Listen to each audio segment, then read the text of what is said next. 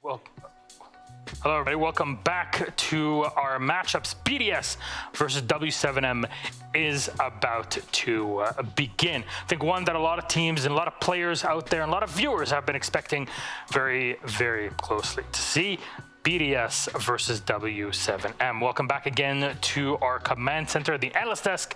I'm Alistair Middick, your host. With me on the analyst desk are my wonderful APAC commentators and analysts.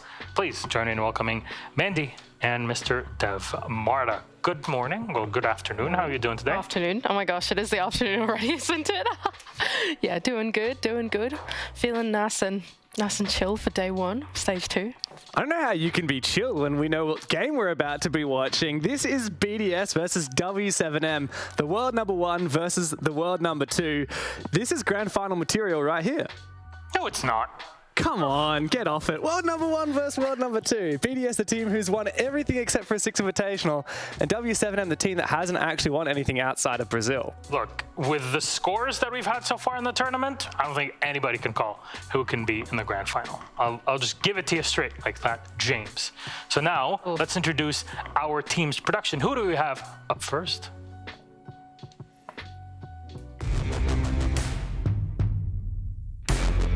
Our performance in the group stage have been quite good, but I think we could have done better. We work a lot on the communication recently that we were lacking of. We need to be more consistent on gunfight as well. So in the first game in the playoff, we played w7m. To be honest, we are very excited to play that match. First of all, because it's a rematch from last major in the best of 3, so we really want to win that. And second, if we win that match, every opponent will be scared of us, and we want that, so let's go. I think the thing we will try to improve is the way we play the game. I think we were too shy in the group stage. In the playoff, we'll try to express our game style like much better, to be maybe more aggressive. Yeah, that's it. In the playoff, I think a lot of teams can do good, but to be honest, we are afraid of anyone. So we'll just play our game and try to beat everyone and win the whole thing. Obviously, in the group stage, we kinda didn't know what the opponent were doing. Like for example, we got surprised by Cyclops, for example, because we didn't know what they were doing. They changed some stuff, so it was a bit surprising, and we played bad at the same time. Right now, for the playoff, I think we have more footage of how teams are playing, how they are reacting to stuff. So we'll be more than ready. And obviously we are playing much better, so we are expecting to do a good playoff run. So to all the playoff team, get ready, because we are.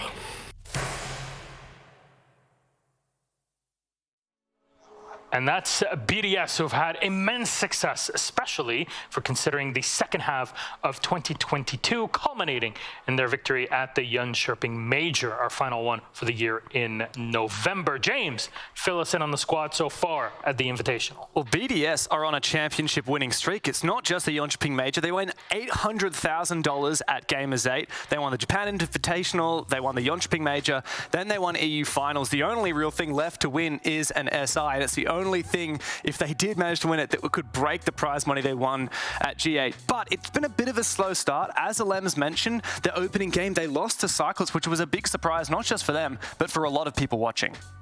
Yeah, I think for BDS, though, this is a pretty exciting Six Invitational for them. Throughout the year, they've had a change to their leadership style. In bringing on Leaky Fack, not only has he brought on this incredible front line, but he's also brought on another voice for calling and for giving them opportunities. While Alems is a bit more macro in strategy, you have Leaky Fack, who's been able to capitalize on a lot of opportunities in the server. Well, a player that everybody likes to talk about, you see him on the screen here for you, it's Shaiko. He's all right. He's all right. This is the best Six Invitational performance of all time, Gassan. Technically, there's only one time a player at SI has ever had a better overall rating. It was Nesk in 2018, but he only played half the games that Shaiko has. And just look at that. The number 1 rating in the tournament, the most kills in the tournament, most kills per round, the highest KD ratio, and the most opening kills. Shaiko is a statistical anomaly. He's simply built different. Any round he doesn't get a kill is a genuine surprise. And the next highest rated on his team is Brede with a 1.01.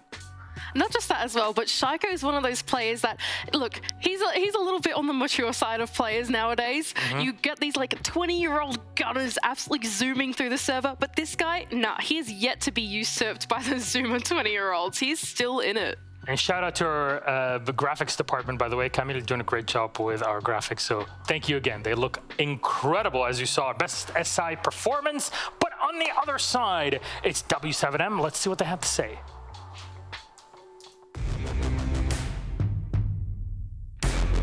I'm confident for the performance of the team. I had a good performance, but we had one mistake against Koi, so we have punished, but no problem. We play against BDS and major Yokoping. We play against in the group stage. We have 2 good matches against them, so we're confident, but we know it's a difficult opponent. I think BDS is a good team. M&M playing very well in the group stage, but the playoff is different, so I don't know. Sonics have a good team, and G2 and Koi, I think. Our preparation started 1 year ago because we're fighting for that, so we're ready for this. Now for the playoffs, we need correct few mistakes, that's it. A gente está preparado, a gente sabe do que a gente quer aqui, a gente sabe no que a gente errou, então a gente está confiante, a gente vai tentar trazer essa marreta aí pro Brasil.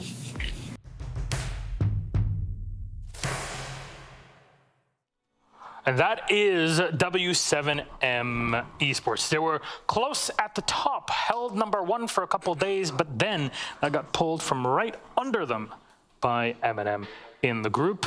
Andy, can you tell me about the squad? How are they now going into playoffs? Y'all know, okay, you guys in the green room know that these guys are one of my favorite teams. I've loved W7M. I love the way that they play the game. These guys, they're the young gunners and they want to take over the old guard here at this international scene. 2022 was an incredible year for them. They appeared consistently at international events.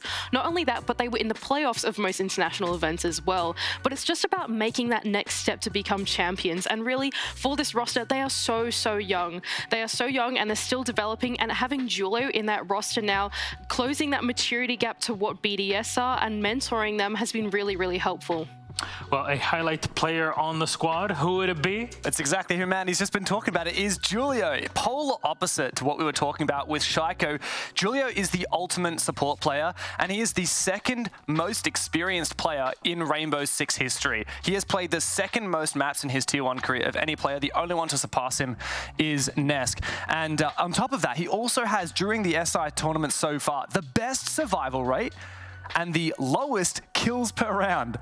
So he's not getting kills, he's getting plants. That's what it's all about for Julio. He knows his role and he fulfills it to perfection. And that is, I guess, the main difference that we have in between Shaiko and Julio. And the question is, how does that translate in the server between these two? And our map ban is going to be extra important between 2 hard hitters like that. The top in Brazil, W7M, and the best in Europe in BDS. 4 bans out first. Start with Club. But Mandy, do you want to follow us through on the pick and ban? This one's pretty interesting to me. I think that generally through the picks, both of them have got pretty strong strengths in Clubhouse and Kafe. I think for W7M to take BDS to Clubhouse is actually a little ambitious. I think BDS in recent history have got pretty good performance on it. In comparison, W7M have dropped the ball a little bit on this map, but they must know something that we don't if they're taking us there. Yeah, for me, it's come down to W7M having to make the call between target banning Skyscraper, which they did do, very good map for BDS, or going to Kafe, which is a good map for both teams. We're going to be starting on Clubhouse, which is a good map for both teams. Starting on Clubhouse, BDS actually already have a 4-game win streak on Clubhouse, so W7M are feeling confident that they have enough material, enough VODs, that they can counter-strat that. But when we do go to map 2, which is a pretty decent map for W7M as well, that's a 6-match winning streak for BDS. Well, let's see how this series will go. Seems like from both of what you were saying, W7M and BDS are well matched in many ways. So thank you very much, Mandy and James. Our casters are ready. It's Intero and Pengu. Enjoy. Thank you very much, Desk, and I am ready for what could have been a finals matchup, and still could be a finals matchup. Technically speaking, still could be, yeah. Because then one will go into the lower bracket and then need to do that miracle run through the lower bracket. I am very excited for this matchup, and I am even more excited now that we've got good maps for both of these teams. Nick. Yeah, the thing about group stage is that teams are going to be hiding maps and playing maybe a wider variety of map pool to show how strong they can be, rather than the absolute best maps. Now as the pressure is on, we're going to see them pick their highest preference, and both of these teams, they kind of overline where they like to play at, and that's why you're going to see both teams liking all 3 maps in this matchup. You've got two of the best players in this entire event here, but for different reasons, as the desk showed you. Shaiko is basically atop every single offensive category. Julio is on top of most of the support categories. So here you have a team that in BDS has the top fragger, but they've also got Bride, who consistently battles towards the top and isn't near the bottom of most of those support categories. He himself has been absolutely phenomenal for BDS when it comes to objective play and it comes to executes. Can he match up to Julio? Will BDS be able to make space for Bride? EFAC and Shaiko have been so good on entry, and they have consumed teams, eaten them alive on defense. Yeah, honestly, I think that's kind of where this story is going to be made. It's going to be on that entry. EFAC and Shaiko up against w7m. It's a very different story. Sure, we know w7m, they can shoot back. They play a very aggressive style of Rainbow Six Siege, but that can easily be punished by the likes of the entries from BDS, and that could really be what makes a difference, especially on this opening map of Clubhouse, because building that man advantage can really get you far. The vote getting closer and closer as we progress this tournament. 57-43. It's not an easy one to predict. BDS versus w7m coming down to the wire in a Twitter poll. What is this? Vitality versus Furia? Or no, it wasn't Furia. It was BRK. It was BRK. Vitality versus BRK in the infamous, the infamous invite Twitter poll. That was spicy. You should run it again. Don't worry, Elon's gotten rid of all the bots. That's why I get random DMs for Bitcoin every single day. Hey. Those are definitely real people. They care about my investments, and they want to see me flourish. Operator bans coming in and on Clubhouse. This is somewhat of a rarity. Yeah, double Heartbreaker ban on Clubhouse in 2023. This is one of the first times we've seen it so far, and it's going to be Maverick and the Hibana, so this almost looks like a Clubhouse game from like 9 months in the past, but no, it's going to be in this current meta game of Rainbow Six Siege. Alibi. Jinx. We rehearsed this. We got this down to the T. Mira as the last defender, no surprise there. Both BDS and w7m, they play this operator on pretty much every single bomb site when you extend either across the map or above from that basement or bar bomb site towards that gym area on top floor. So one thing that's going to be important to look at is going to be the bandit on both the CCTV, if we see that bomb site, gym defense, as well as basement. With Maverick being gone, it's going to be more difficult to open up these walls if there's a bandit battery or a Kai Claw on it. And of course, the counter to that are going to be those EMPs from Thatcher or secondary EMPs from those flex operators like the Osa, like the Lion, etc. And it makes perfect sense that we'll see both the bandit and the Thatcher in the opening round, both teams paying respect to that strategical element here in Clubhouse. And that's pretty much how you play this map, right? It's always about opening up the right walls in the right way at the right time to apply pressure to the bomb site. But before you get there, there's going to be a room you gotta clear first. Quick question, what about the left walls? The left walls don't matter, Parker. It's all about the right walls in Got this it. case, okay? Okay, The left walls are irrelevant. Although, It was a joke. I know it's a joke. I didn't have an answer for it. I'm sure you probably are speechless by most of what I say. That's fine. You are a fantastic talker, Parker. Not today. Yeah, Not with how I sound today. I sound like I have a frog in my throat. I am well, if you're asking. I get sinus infections in the winter, that's it. It happens. You usually get one every single year. And guess when it decided to show up? So, Yeah. nothing a little tea can't cure. And you know what else? Spicy foods. So have a bunch of spicy foods and tea. Yeah, great combination. You want to exercise your demons. Ooh! Hey. Hold on a second here. w7m are very quickly in the building. 30 seconds. Not only is the first kill come in, and it's on to Shaiko playing that bandit above, but now Alems is gone as well. w7m are hunting them down. Logic Bomb will go out. Bride falls. w7m have all but a single kill in the first 45 seconds. JV with diffuser in hand, it's getting planted. Volps is the only casualty. The Brazilian squad overpowering BDS. EFAC was above roaming. He gets back to the bomb site, gets a single pick. Diffuser will continue to run away. Nitro Cell goes down, but Herd seals the deal. w7m take a minute to give us their very first round. They're setting the pace. I spoke to Demo last night about how to play Rainbow Six Siege at its highest level, and we both came to the conclusion that when you're on the attacking side, if you can go really fast on some of these maps like Border, like Clubhouse, etc., that is a show of brilliancy from these teams because it means you have effective droning network to get inside the building quickly and the confidence and the leadership to make that decision and just commit 4 kills in 20 seconds for w7m. That's the entire round gone. There's no way that you started that sentence off with how much you've been raked through the coals for the whole, "Hi, I'm Nicholas. You might know me as Pengu. What do? There's no way you went to demo to talk about what it's like to play." I needed help with the first 20 seconds because I had the last 20 seconds covered. By the way, some stats coming in for you. Alibi is Shaiko's most played operator, and he has a 62% win rate. This is a deliberate target ban against Shaiko. And in the olden days, Shaiko actually used to play a lot of Hibana as well. Not so much lately. Yana's been his operator of choice on attack, but very obviously targeted by w7m to try and knock Shaiko off of his stride. The good thing for Shaiko is that while he doesn't play as versatile an operator lineup like EFAC does, every single operator that Shaiko plays on, he tends to do well on. Yeah. You take Ash away from him, okay, he'll play Hibana, he'll play Yana, he'll play whatever he needs to, and he'll still beat you with it.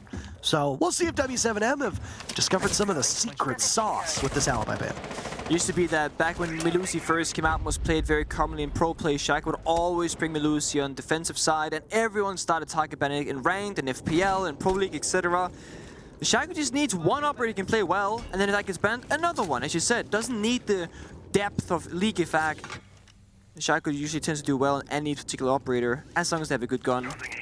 I like this from w7m. They're gonna fuse charge the wall, force the bandit off it. That way they can save their grenade charges from... Ooh! It gets the kill as well! Wow! Lemsh! Alright, now I've seen it all. Successful. Also, Julio did not get tricked on that exothermic charge. He just saved it. So, really good value gain from w7m. Getting a kill in the scenario is absolute best case. And I mean, Lem's gonna be scratching his head on that one. Probably didn't expect it. It's extremely rare. Did you expect it? I mean, I can see it, right? Like we can see all the operators being played. Okay, before that, Mr. Pedant. No, I would have never guessed that you would bring a fuse for this. It's extremely rare to see, and even more so, using it so effectively. The two maps that we tend to see a fair bit of fuse on when he does show up, and when I say fair bit of fuse, I mean like maybe a round or two at absolute most, are Clubhouse and Kafe, and what are the two maps that we will play no matter what? Well, that's Clubhouse and Kafe. That's correct. The changes to fuse, obviously making him more versatile. If you haven't watched in a while, that cluster charge now goes through solid walls. Not every wall, just reinforced walls, I should probably specify. Yeah. Better with my words in this cast. So people are gonna come for you, be like, actually, technically wrong. Reinforcement walls. KC finds Renshi. That's gonna be a window kill for him. 5 on the board. This fuse doing so much damage. I mean, keep in mind that prior to Ace coming in, that AK was trapped on Fuse. Shaiko now on Jaeger to contend. Oh, wait! He pulls off a miraculous kill towards Construction. He's on a tiny bit of HP. He just misses out on KZ, who he'd felled earlier. But KZ can get back to safety. Shaiko's a single bullet away. They just need to find it from w7m. Julio now engaged in a gunfight. Towards these main stairs. Herd's phenomenal, but Bride takes out Shaiko technically. Now, it's all up to Bride. They're so far away though. Dispatched and only 13 seconds to go. w7m will need to get to the bomb site. Bride can clutch this out quite easily. We've seen him do it before. And on this part of the map, but Volts has some kind of magic. w7m up 2-0. No diffuser for w7m. They had to go for kills. Bride might not have known that. And the breach on that bathroom wall might have been his demise. Thought he had cover, but he didn't. The long lines of sight from Construction door shuts him down. Bride was in a perfect position for that run to be clutched for him, but again, the coordination from w7m, one of their biggest strengths as a team. Both push at the same time, denying Bride any space on the map. I will say the Shaiko flick to that Construction window jump in is absolutely incredible. Bomb site rotation from BDS. They're just trying to figure something out that will work because Basement didn't do it, Jim didn't do it. CCTV is a tough one to play. Asami is open. So if you're to play that CCTV bomb site, I think it would be in this matchup. Mavericks banned off the board, Hibana's banned off the board. Both the Asami and the Bandit are available to you. It's not gonna get much better than that. Those are operator bans at least. 10 seconds left. There will be bar instead. Upstairs hold, of course. No mirror. This BDS banned that operator themselves. That means the top floor hold is going to be a little bit weaker. Attacker's objective is to W7M, they got the operators to deal with it. The Lion and the Dokkaebi both playing around the execute. The grenades from KC striking true in round number 1. The fuse explosive in round number 2. Yeah, both of these first kills, Nick, have not been direct action involving bullets. No, it's been utility. It's been, yeah, it's been explosives. Always fun when that happens. Could be a nitro cell as your first kill as well, but it just means that these initial engagements are not direct. They're not head-to-head. It also means that W7M are playing a little bit safer if they're not risking a possible trade, and that's not what's happened. In fact, in both rounds, W7M have not just gotten that opening pick, but also the second to follow. I mean, if we look back 2 rounds, we spoke about how BDS's injury stats on Shaiko and League Effect, that's like the winning key factors for them. W7M, that could be a problem, but they're playing around it. They're just setting up, playing extremely structured in the first minute and a half, building a lead for themselves and just holding on to it. They're not giving BDS the gunfight that they seek at any moment or at any point. Oh, this could be a very quick stage plan. Smokes have been tossed out from Julio. 1 logic bomb remaining. In goes the nade. KZ, another kill. Down goes the Lems, but Shaiko will keep it close. A kill of his own on the Herds playing by construction window. It's a trade for both teams.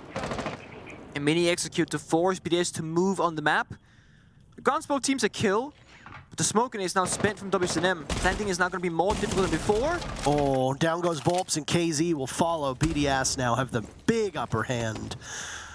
And confounded W7M is by this bomb site. With how much bar stage has been played, they really shouldn't be in that much of a problem with the tackling the bomb site, but it definitely did seem like the goal was get the plant down as quickly as possible. Julio with diffuser in hand goes for objective play, and like that, they might have surrendered the first pick, but BDS gets every single one after that, and they're finally on the board.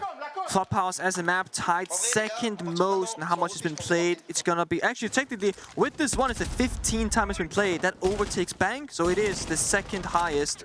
Border, of course, being the most played map in Invitational so far, with 16 plays, so just 1 single more than that of Clubhouse. BDS needed that round, and again, it's because they fight back and they engage in these gunfights aggressively. W7M, they just want to execute. Open up walls, windows, assert phantom pressure. And again, the smoke grenade mini execute, it could look like a fake plant attempt, but it seems like W7M changed their minds. They just kind of threw those smoke grenades, hoped BDS would do something with it. And then Casey opens up that window on Jim, master bedroom, gets line of sight, gets a kill and some damage. But they didn't find as much as they might have wanted to. Couldn't act upon it further. No more smokes, no second plant that Tim could realistically go down.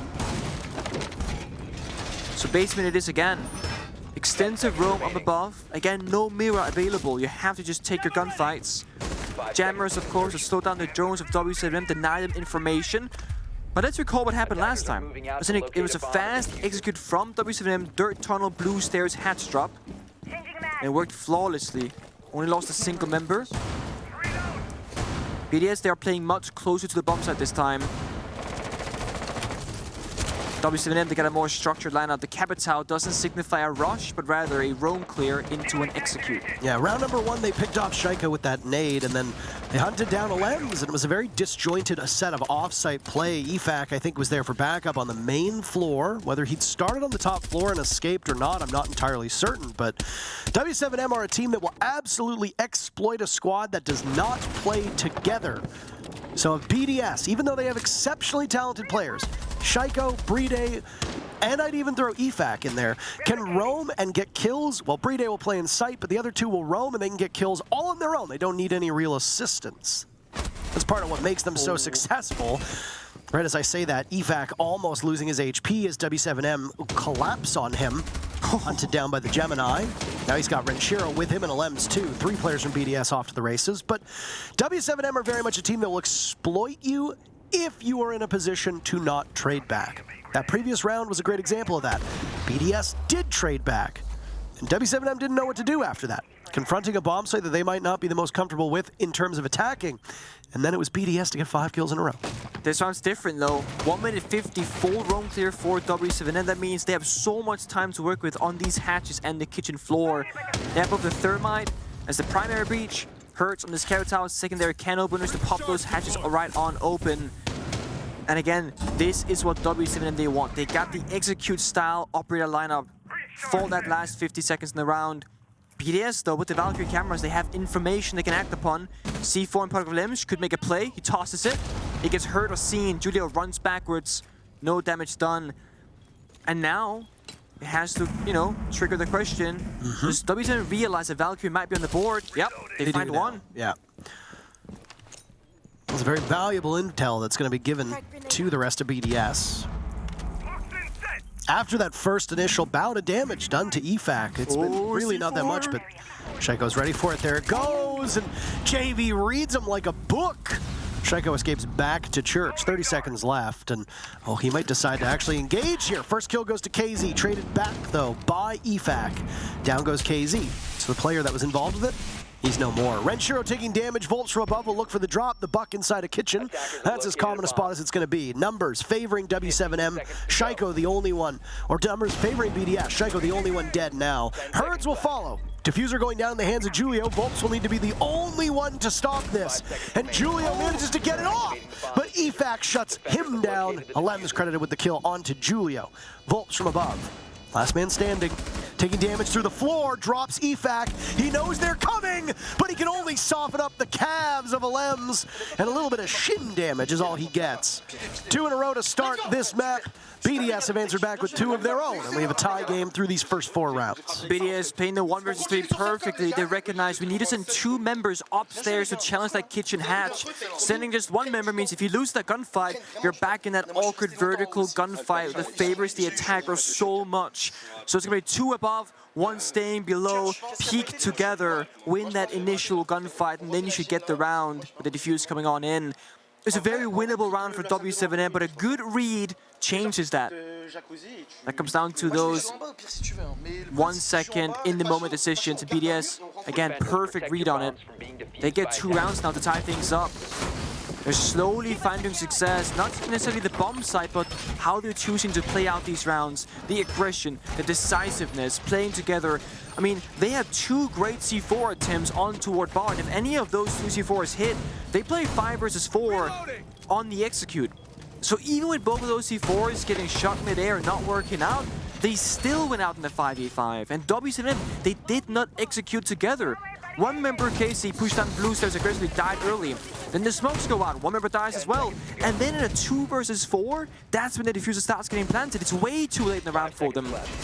I like the attacker repicks, the Ying being brought out. Now we can really, for w7m, stop pushing these aggressive executes. Blind the members of BDS rather. Only Bride on the warden can see anything if they can reach the bomb site. Yeah, but Bride is going to probably stay alive till the end of the round, as he always does. If there's any player on BDS that I have full confidence and faith in to not die in the first 2 minutes and 30 seconds, it is Bride. And now because I've said that, he's going to be the first to die. That's just how things work. EFAC will hear the exothermic charge go off on the wall next to him. Back, turn to it. Will he decide to engage? No, he scampers out of there. Still holding this position. Your gunfire being exchanged from both teams right now. Changing mics. I'm very curious as to where this Ying is going to be. Where are we going to see the Candelas? EMP still going off. Big focus on CCTV. Alems actually gets the bandit trick onto construction. Phenomenal stuff, Nick. Yeah, that's massive. That's the last exothermic charge, and that means KC, I believe he still has Selmas in pocket, but he has to choose now where to spend them. Yep, 3 to go. And with multiple walls to be opened up, the Cruzy and the side of that single construction wall, you can't get it all now. And Lemsch could still trick further if he wants to, because w7m, they've yet to make progress. Opening up this wall towards Cash, but there's no one in there. They've yet to drone it. Just now they drone into that drone hole. Now they know it's clear. The Selma, it's been spent. So utility not being used correctly from the Brazilian team. Yeah, it's poor intel work from w7m. You saw that grenade. It was about 10 seconds behind where they actually needed to be. And that's just because with only 4 drones left, there was 5 originally. w7m are too, I guess, blinded by this execute. They just want to go in for fights. Only JV is on drone, and he just got off of it. So you're playing with outdated information, and against a team like BDS. On this bomb site, fine, when there's the final 30 seconds, you know where most of the defenders are going to be. But that first kill is so crucial. Neither team has it yet. Lemsch unable to penetrate because of those keep it bears inside a gym. That means Casey with just one cellular charge should get tricked if Lim chooses correctly. 50-50 gamble on the wall. He picks incorrectly. Wall will be opened on up. That could punish BDS, but it's not an ideal entry point for w7m. It's a vault on in. It's hard to make that work. Bathroom, double reinforced. They recognize no more hot breach. You don't need to be a statistician, mathematician, or a mathologist to know that, yep, they don't have any hard breach left. Has to go. Bathroom's gonna get smoked off, and now Candela's go in as well, but BDS are prepped and ready for this. They don't even need the smart glasses of Brede. He can see through the smoke, try to soften them up. Only one kill so far for w7m. We're about to become a post-plant situation-style game. JV just tearing through them all, but then BDS answers back with 2 Volps in a 1v2. All 3 players in this lobby still at full HP. Volps has 1 Candela left. He'll hop in through construction, but look at that. The Kiva barrier actually blocks him out. If Shaiko goes for the vault out, he could be in trouble, but Volps has limited intel. There's the vault out. Brede is sticking the defuse plan, and Volps doesn't know it, and Brede will be able to get it. Again, poor coordination by w7m, in keeping with BDS knowing this and baiting for time, pleading for time, and then winning on time. Brede gets the disable. And in a 1v1, BDS, 3 in a row, they take the lead. Keep a barrier, blocking the construction door. Oh, it's such a rarity to see, but it wasn't even that Asami was alive in the late round. That was a keep barrier tossed out right before the execute itself occurred, but it paid off massively for them. And I have to wonder, when those smokes and Candelas went down, I'm very surprised Brede on the Warden didn't just push through the bomb site, because unless there's a glass in the board, no one from w7m can see back through the smoke. Instead, Brede played far back with that SMG-12, and we saw the recoil. It's really hard to be accurate with it. Didn't really find the value that he wanted, but BDS, they still clutch out when it matters the most, and they played it nicely. Brede starts to defuse, then very late in the defuse timer, that's when Shaiko gets aggressive, buys just a second or 2 in that gunfight that takes a bit, and then the defuse goes through. Volps couldn't find the last kill, timer runs out. Bar up next. BDS going through all the 6 defending rounds, not showing that CCTV bomb site. Despite it having a relatively high success rate, numbers-wise, it is of course still one of those, it's hard to defend. Right, and we go through this. You know, if you're not a hardened viewer of Rainbow Six, you're going to look at that and say, well, yeah, it's only played 6 times, but the defenders win every single time. Why don't more teams go to it? Well, because that is selection bias. The teams go to it because they know they're probably going to win it. So they only bring it out when they're all but assured a victory. If more teams played it as one of their top 3 bomb sites, the win rate of that site would be significantly lower. It's true. BDS, they agree with that. They say, you know what, that's not for us. Even though the operator bans arguably favor that bomb site, they don't need to go there. Beauty of Clubhouse, all 4 bomb sites are very viable and very playable. Bar being the newest addition with that mini rework. Now I started seeing more and more play. The castle, of course, from Manchiro, crucial operator. Deny lines of sight, slow down the attackers, etc. It's a nice response from KC though. Bringing out the repair drones on floors can deal with all that utility pretty effortlessly. I'm going to forego that stage execute that didn't turn out so well for them before, Nick. w7m are spending a lot more time over towards Strip and over towards Kitchen as well. EFAC is roaming as Oryx, the best operator to do so. Down goes KZ. BDS starting to find these first bloods just as they need to keep this tally going. So far, BDS 3 rounds in a row. Reloading ammo. Yep, first bloods have been very close. The team's usually trading out. BDS, this is their very first uncontested first blood. They trade? Oh my. That is ridiculous. High rate of fire versus a gun that shoots slow but hits like a truck. Now it's Herds walking up blue stairs. Shaiko unstoppable inside of lounge. And as one does when you enter a lounge, he says take a seat. Now it's Alems to fall to JV, the suppressor going off. Julio and him side by side. Smoke goes out. Julio sees the way into the bomb site. JV is headed up towards Billiards. You can't fight BDS 1v1. That's what they're doing. They're losing those individual gunfights, and with control still above, the last smoke grenade in the pocket of Julio has to cover the plant. That's the only way they can win. But there's cameras on the bomb site itself. It's going to be very difficult to get this plant down successfully. Oh yeah. Julio will be watched. The three players of BDS know this, and there's Brede from above, the bullet hose that is the Alda. It chews through the floor. JV runs to his death, trying to reposition.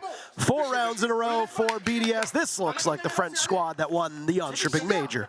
Yeah, w7m, you said it, Parker. Julio, the supportive network of w7m, that's been their backbone throughout this entire tournament. Well, the supportive cast, they really get to shine mostly on the attacking side. w7m, they find the first 2 rounds. The first one was a basement rush, pretty much a flawless one. But that's all they found, 2 and 4. Now they will have to go on defense. That's where your front line gets to be more impactful, right? The roam, the aggression, the decision making, etc. And that is going to have to really show up now. Otherwise, BDS, they're gonna run away with Clubhouse, only finding essentially 2 plants on your attacking side, with the whole objective being to get down that diffuser, is not a good look statistically. They are going to show up aggressively though. Basement roam, the castle barricades to stop any rushes, the Capcom chips to follow on up on that. No Goyo cannons, of course. We see teams typically bring out the Goyo to stop a rush. w7m, they got their own approach to this. 10 seconds left. The Solus, huge fan of this. Deny information, allow both the roam to be much more comfortable, but also, if nothing's really happening on the roam, you can run around the building top floor and scan outside the building. That's how far Solus scanning can go to see where people are droning from, where those drones are going. If you see 2 or 3 drones near the bomb site, you can pretty comfortably say, guys, they're not coming for the roam, they're gonna hit the site instead. First half in the books, let's take a bit of a deeper dive into the way that it played out. 3 bomb sites were used. By the way, Renshiro is dead. He enters and w7m feast upon his body. Back to that first half. Church, stage, gym coming out quite reliably. All 3 bomb sites played twice. No CCTV, no cache. w7m won the first 2 rounds. Nearly flawlessly done in round number 1 as w7m got that opening pick and then got the diffuser down. They led the way in opening picks, being involved in or getting the first pick 5 of those 6 rounds. The only round that BDS drew first blood was that 6th and final round. Obviously, BDS on this 4-round winning streak. No timeouts burned from either team. And as I'm saying this, BDS seem very determined to make this a quick round because they are bringing the heat to w7m, securing their very first pick of the round to answer back. But Herd's roaming from above. He's got the openings, and he takes down an immobile EFAC with a relatively easy shot. I mean, w7m, they're everywhere right now. First floor, top floor, basement, BDS, they cannot get close enough together to make a play on the same page. It's isolated members taking these engagements because w7m, they're forcing it this time. A big change up in playstyle from how they played their attacking rounds, and it might just pay off for them. Because 9 kills for Shaiko against a team that many have been in the final 4 of this entire event, which is w7m. Come to think of how w7m started last year, and through no fault of their own, or so we assume, they faltered a bit. Oh, Alems is in, Alems is in! Out-dueling JV, they've got bomb site control, and now Alems will post up behind the bar as diffuser in the hands of Brede gets planted. One of the most adept players at executive play. You trust Brede and you trust him with your life. 10 kills for Shaiko. He loses the wall to blue. Volps will be on the hunt now. w7m reduced to 2, and Shaiko will narrow those numbers even more. Herd's last one in, and he'll head towards church. A praying man, he'll look for the Lord above, and a kill onto Shaiko might as well be a kill onto the Lord in this matchup, but Alem says, no. Repent your sins, my friend. BDS 5 in a row. Incredible find for BDS. It seemed like there was no way into that bomb site, but Lemsch sprint down that long corridor, Brede on the motor door. They take church control. They say, psych, get down that diffuser. And then defenders, they have to play retake. It's so difficult to do, especially with no Valkyrie on the board for them, no information to be had. A tactical timeout being forced now from w7m because things are falling apart. They were expecting and wanting that successful defense on the opening round, and they looked really good in the first minute and 30 seconds, but then it changed.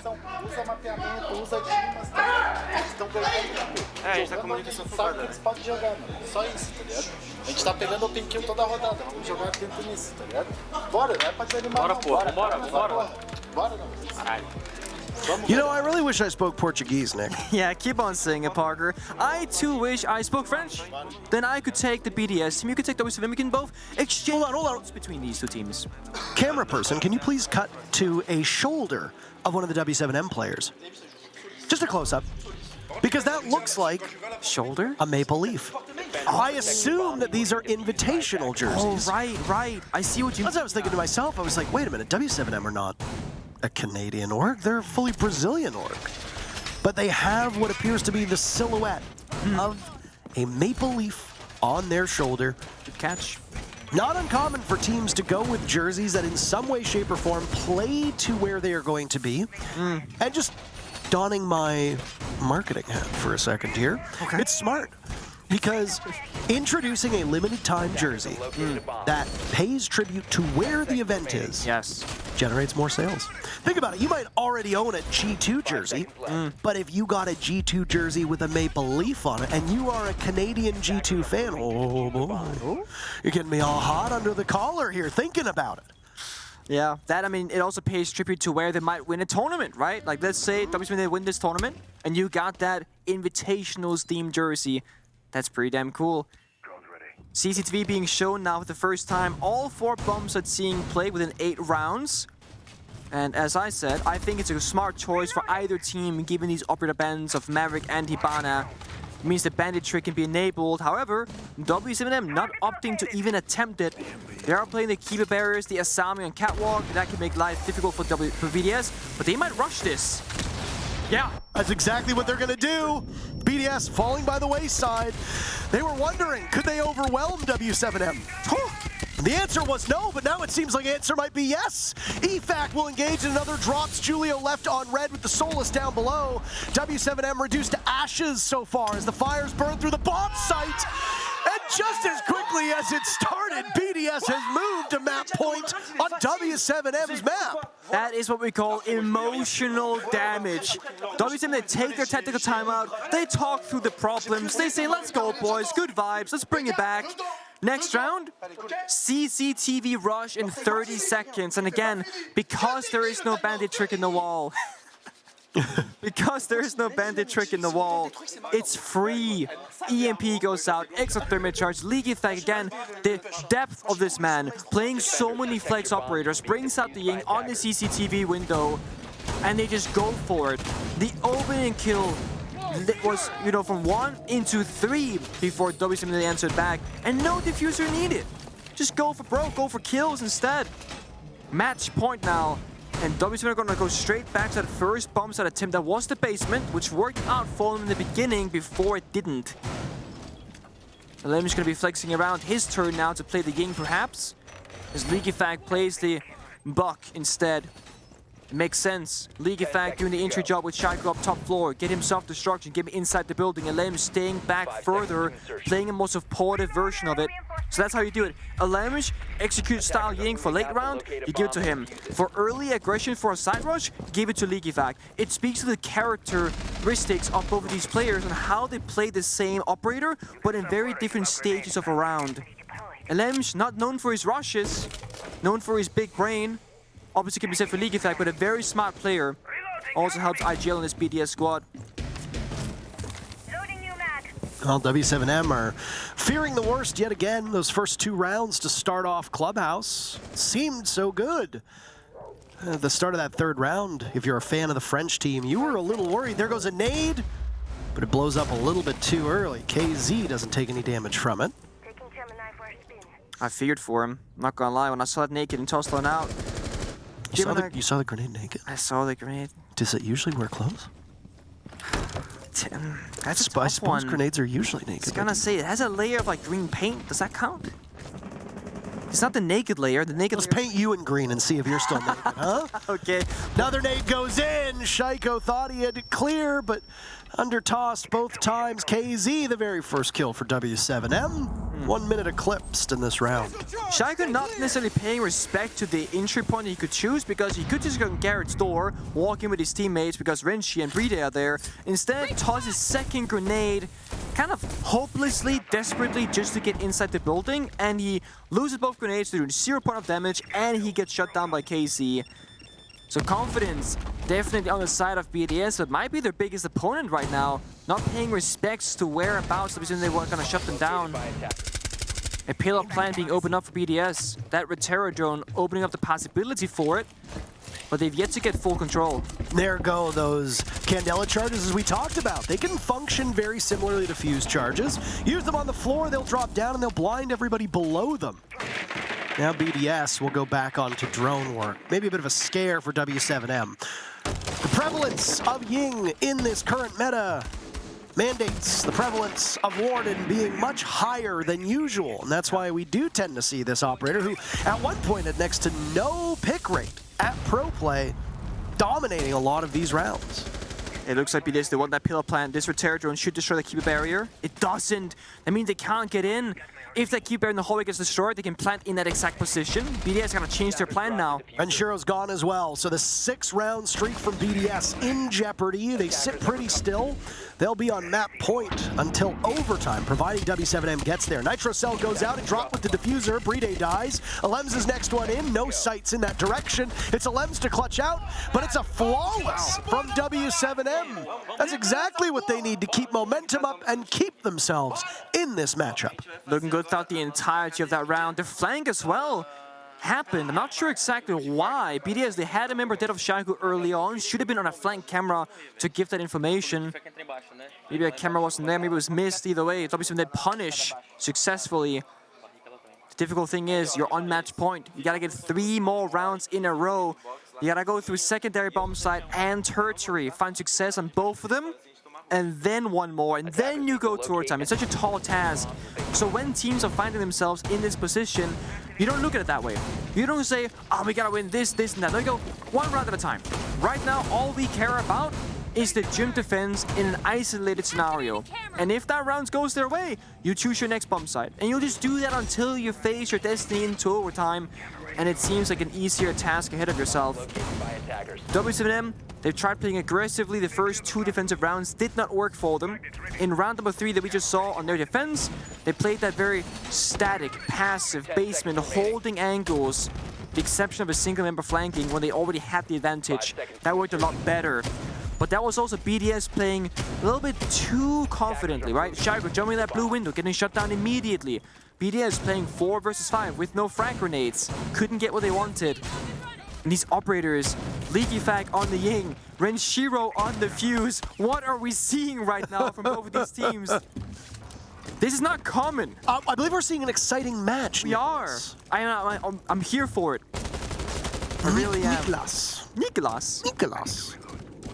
It is going to be a gym defense, so the fuse, of course, can be spent or used rather the same way as that of w7m to help open up the walls, deny a bandit trick. If there's a jammer, which I assume there is in the wall, and even if there isn't, that fuse charge would go off and destroy that jammer to then allow the wall to be opened on up. Instead of spending EMPs, you can spend that instead. So while BDS is doing this, by the way, all 3 of the opening picks have either been trades or first bloods for w7m in this half as well. Yeah. I don't know about your notes, but as of right now, BDS has a single uncontested first blood in this entire map. And yet they are up 6-3. There go more Candelas, and the clear out towards construction gives EFAC yet another first blood for BDS, but w7m doing what tends to happen to BDS, which is collect all the kills after that. 2 very quickly for this w7m squad, but hold up. BDS get 2 of their own. Numbers favor them. Volps will escape. Logi, Julio down below. Nitro Cell, he can do some damage. Depending on when he pulls this explosive, he could claim one of the players from BDS. Volps will retake from construction as Shaiko gets the diffuser down. And Alems gets stopped by Volps as he also drops Shaiko. In long range, the shotgun does the job. Renshiro in a 1v2. They were not expecting construction whatsoever. And w7m have just retaken the advantage in this round. Renshiro will hunt down the very final kill. They know where he is, and the Nitro Cell from Julio goes off. It's a little bit too late. Julio will watch the doorway, and that's the ball game on that round. w7m, an impressive recovery after it looked like they'd lost the plot through the mid-round. Impressive recovery indeed. BDS struggling again with the same thing as the previous round. The flank, this time from Volps, was hiding inside of office, then in construction door, and got that double kill to shut BDS down. BDS also maybe should have taken more time. They had 1 minute and 20 seconds to work with. Could have planned inside of gym itself, could have droned out that last member on the bomb side. Ligefac, great entry onto the CCTV cache member of Omai, but then, you know, just aggressed into office, fully sprinting, and then die in close quarter combat to a shotgun, no follow-up really being had. So BDS, once they push that go, go, go button, they don't seem to be able to like let go of it and just stall out the round. Whereas w7m, they play amidst the chaos, and then they take a breather, get that C4 downstairs, you know, figure out where the members of BDS are, then strike with active information, thanks to Valkyrie being played, and then get the round victory. And again, these isolated rounds for w7m, one more round. They're building them up. 2 in a row now. CCTV again being attempted. The key barriers can play catwalk, make it a hell for BDS to attack. But they have one more trick up their sleeve. I love this. League effect on the Monty. It's the easiest way in Rainbow Six Siege to clear out a catwalk member if you go for this garage clear. And it makes so much sense to do this because you're facing a Jaeger, a Sami, Wamai. It is so impossibly difficult to grenade clear the catwalk rafters. It is infinitely easier. Just walk up that staircase of Monty, apply pressure, and then execute with that active live information. The key barriers will be the biggest problem for them. It's JV92 on that position. The faster BDS can go, the easier it gets because of those key barriers recharging over time. Right now, JV 2 in pocket, but the longer this round goes on for, the more of those will build up. Now, here's the question for you. If BDS had a won, say 7-2, excellent bandit trick by Volps, by the way. If BDS had a 1-7-2, GG go next on a BDS's map of Kafe. Where is w7m's mental versus, let's say w7m still lose this match, though. Let's say they lose it, but it's like 7-5. It's a squeaker. Which outcome do you think is better long-term for w7m based on how close this map is going to be? Definitely the latter. I'm not worried about w7m playing max OT every round. I think they have the stamina and endurance for it, but the mentality of getting destroyed on their own map pick, I think that's a bigger issue. So I think even if they lose this round, this is a better look for them. The bandit trick, though, is that going to go through? It is. BDS can't open up the wall. Suddenly, 2 players from BDS are dead. This is just an exceptionally defender-sided map. w7m looking for yet another flawless round. They got one 2 rounds ago. Only a tiny bit of damage has been done to w7m. What, maybe 30 damage to Herds, maybe 45, 50 to Julio. That's it. Yeah, that's a... Oh! Well, the remainder of Herds is found. Renshiro getting a kill to deny a flawless from the grave as the Claymore does all the work. Bear in mind, BDS have not used their timeout yet. w7m used it. They lost the next round, but then they won round 9 flawlessly, and they won round 10 quite confidently. And they look to be in the same position here where they should win with a lot of confidence. Brede is just stalling for time at this point. I know you hate it when we say it, but it's a 1v4. Brede is going to take a timeout, basically, so that they don't have to burn one. Now, you won't be able to speak to your coach, so in that sense, it's just going to be a team timeout. But still, at the end of the day, it gives BDS time to talk through round number 11, and what a fateful round that will be.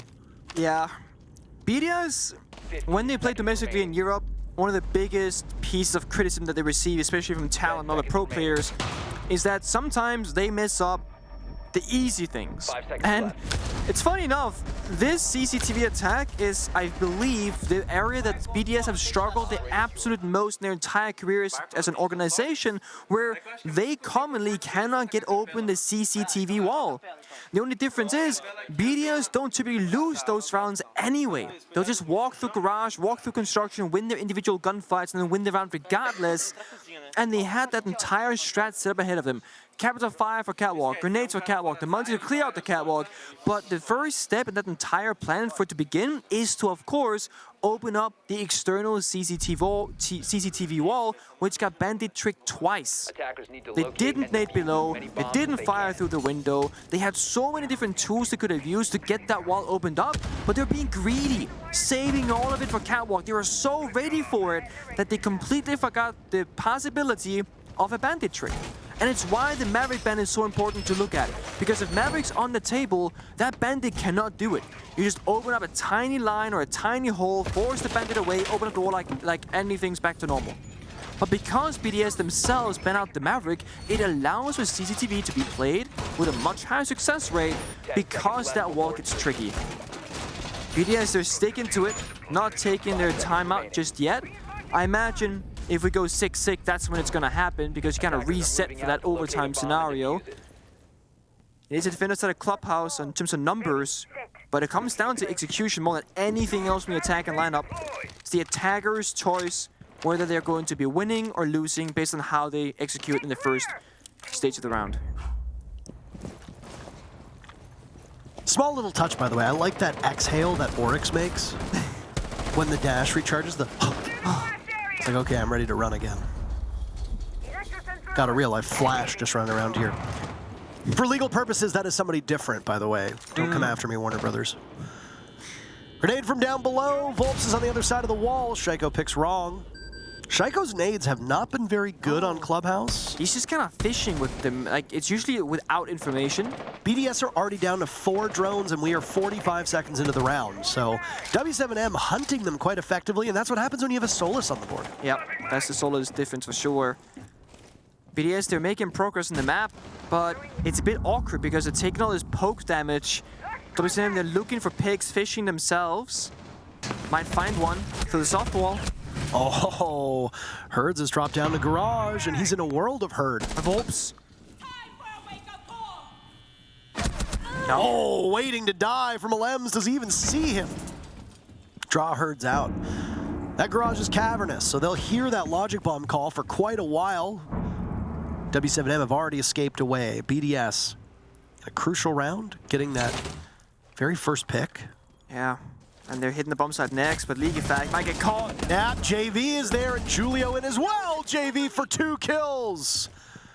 Shaiko and Renshiro last 2 alive. Shaiko on blue, he'll creep up ever so slowly, but doesn't know if there's been a retake. There hasn't been anybody on drones for BDS in what might be eternity. A nice kill from Shaiko. He was correct on the read of KZ above. Renshiro the last one for BDS. It certainly seems, Nick, like we are going all the way. We are. Hold on a second. Overtime! Everybody else was doing it. I wanted to do it as well. 4 rounds in a row for this w7m squad. They have regained composure. They have regained momentum. And they have regained their position, most importantly, in this match. Let's flip the question you asked earlier, Parker. How do BDS feel if they go up? Probably not very good. 6-2, and they almost win, but those small details. And now they go to overtime. Let's say they lose Clubhouse. Okay. Sure, they go to their mid pick of Kafe, but they've lost a lot of confidence. Yeah. And they're going to be like, we should have won this 2-0. Now we got to go a 3rd map. We got to go all the way to Oregon. That's like a 50-50 where it's anyone's game. That sucks.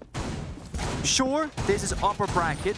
It's not the end for teams that lose, but it sure is a lot nicer to find yourself staying in the upper bracket, having that parachute for later in the tournament when things are even more important than right now in the first day of the 2nd stage of Invitationals. I like that. w7m, they think the easiest way to get a free round, quote-unquote free, is to just let BDS have to problem solve on CCTV. Yeah, let BDS take it. Yeah, let them take control. The thing I don't like about this is, I mean, the double Banshee setup stops a rush, but there is no bandit. They're not gonna create that problem for them again, have them problem solve it. They're just gonna take the bomb site, prepare for a rush, and then play it off in that regard. BDS with a different approach themselves. They're picking up more grenades, 6 on the round. Might want to go below and toss them on up, but 2 members swinging. Main stairs window and freeze a door. And w7m, they're hunting these opening picks essentially. Renshi next in line. Renshi? Oh! What is happening to BDS's gun skill? Herds needs to get out of there before the grenade goes off. He does. Renshiro, I don't think, was expecting that. And now Herds ties it up with KZ at 11 kills to lead this team. That nade from Shaiko, that stops the bandit trick if there was one. while they got control below to get the breach open up, they lost 2 members. It's not worth it. Lem's now engaging all the way up on Catwalk, but isn't successful at all. In fact, doesn't even seem to hit the mark one bit. Now it's Lem's to take even more damage. Shaiko's nades have not been very good, and that trend will continue as he misses another opportunity. W7M have read into this below play with those explosives, and they are staying so fluid. JVM, though, speaking of fluid, no, he's a solid. This man's like butter. Look at that. Impact goes out, no damage to Shaiko. He gets away. Shaiko and Bride. Everybody from W7M still alive.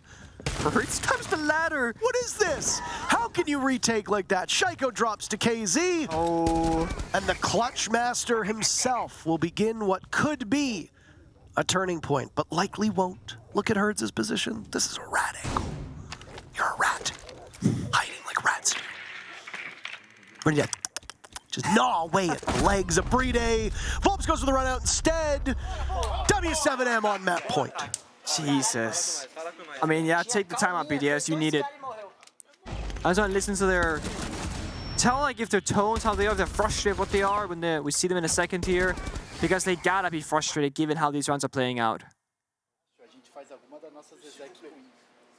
On a dit qu'on réfléchissait, là vous êtes en train de faire de l'entre-deux. Soit on joue déconstruit, soit on joue carré. Mais quand on joue déconstruit que ça fonctionne, on lâche pas l'affaire. Le déconstruit fonctionne. Le déconstruit fonctionne, les gars, vraiment. Sauf qu'on n'a pas le spawn, on utilise notre gun 6 pour de la merde, on arrive en bas, on doit cross la porte. Parce que c'est un putain de castle. Quand il y a un castle et qu'ils sont en bas, il y a toujours le castle en bas. Donc on prend les bons spawns et on joue comme on a dit. On a mis des rounds que comme ça, les gars. Il n'y a que comme ça qu'on a mis des rounds. Et la seule fois où on a de choc, pourquoi? Manque de com. Donc on se reprend, les gars. Là on met la défense et en attaque, on les baisse. D'accord? Allez les gars. C'est notre map, les gars, c'est notre map. Allez les gars, on va aller chercher là. On va où? Plus choisir. On va les gars. I gathered one thing. That was not a nice tone.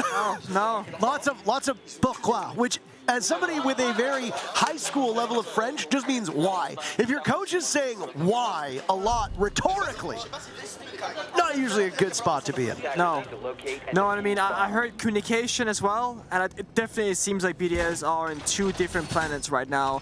When you have 2 members chase a roamer inside of kitchen, both dying 1v1 with no trait, no drone, versus 3 people trying to open up the damn breach halfway across the map, you're always going to have to question, how relevant is this roamer going to be? Is it a problem for BDS's CCTV attack that someone from w7m is inside a kitchen? The answer is no.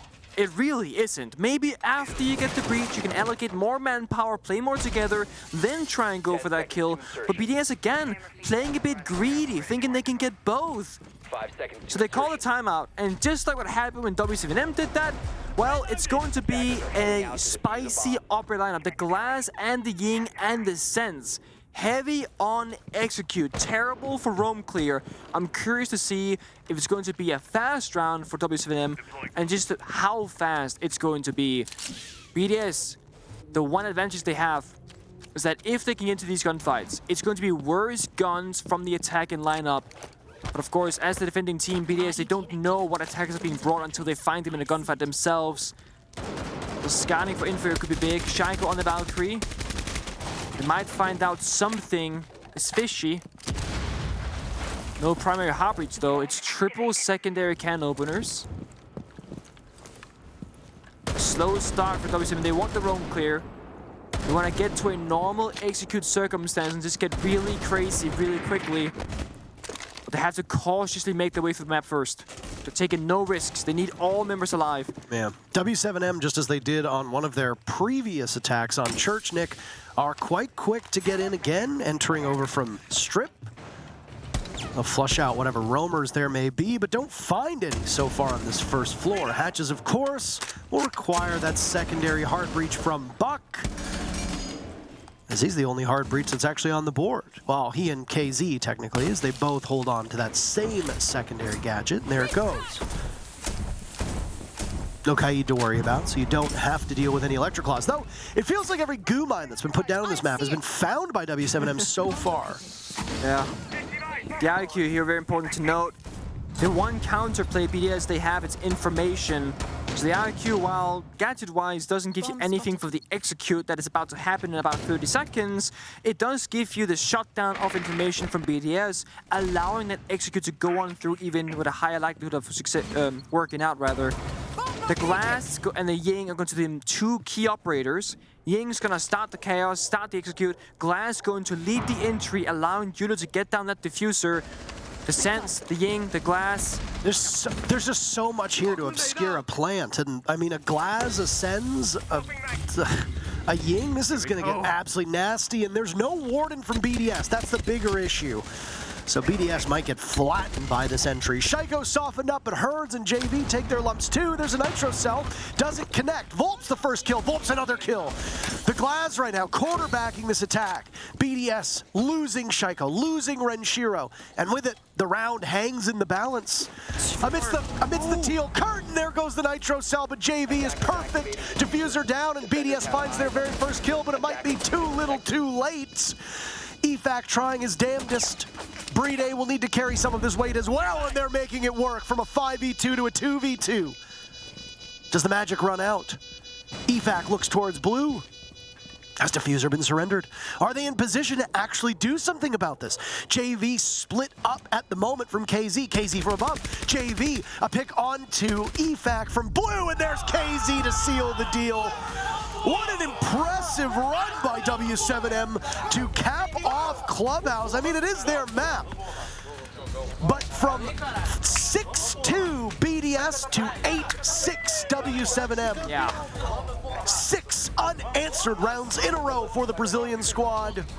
They take their map in style. The most impressive thing to me is w7m's willingness to change their playstyle entirely, recognizing that the first thing they were trying, the aggression, wasn't working. So play more structured. A lot of teams, they get into this rut where they just keep trying the same thing and brute force it out. But the depth of this team, the strats, the operator flexibility, it grants them a second way into the game, into these rounds, and that's how they get all the way to OT, all the way and steal the map out. Second map is going to be Kafe. It's BDS map choice, sure, but BDS is mental, it's gotta be in the sewer. Oh, absolutely. I mean, you're getting yelled at by your coach, you go to one round and it's do or die and you lose it. It's a die. That's not where you want to be. The good news is that Kafe is your map, and it's up next after this break.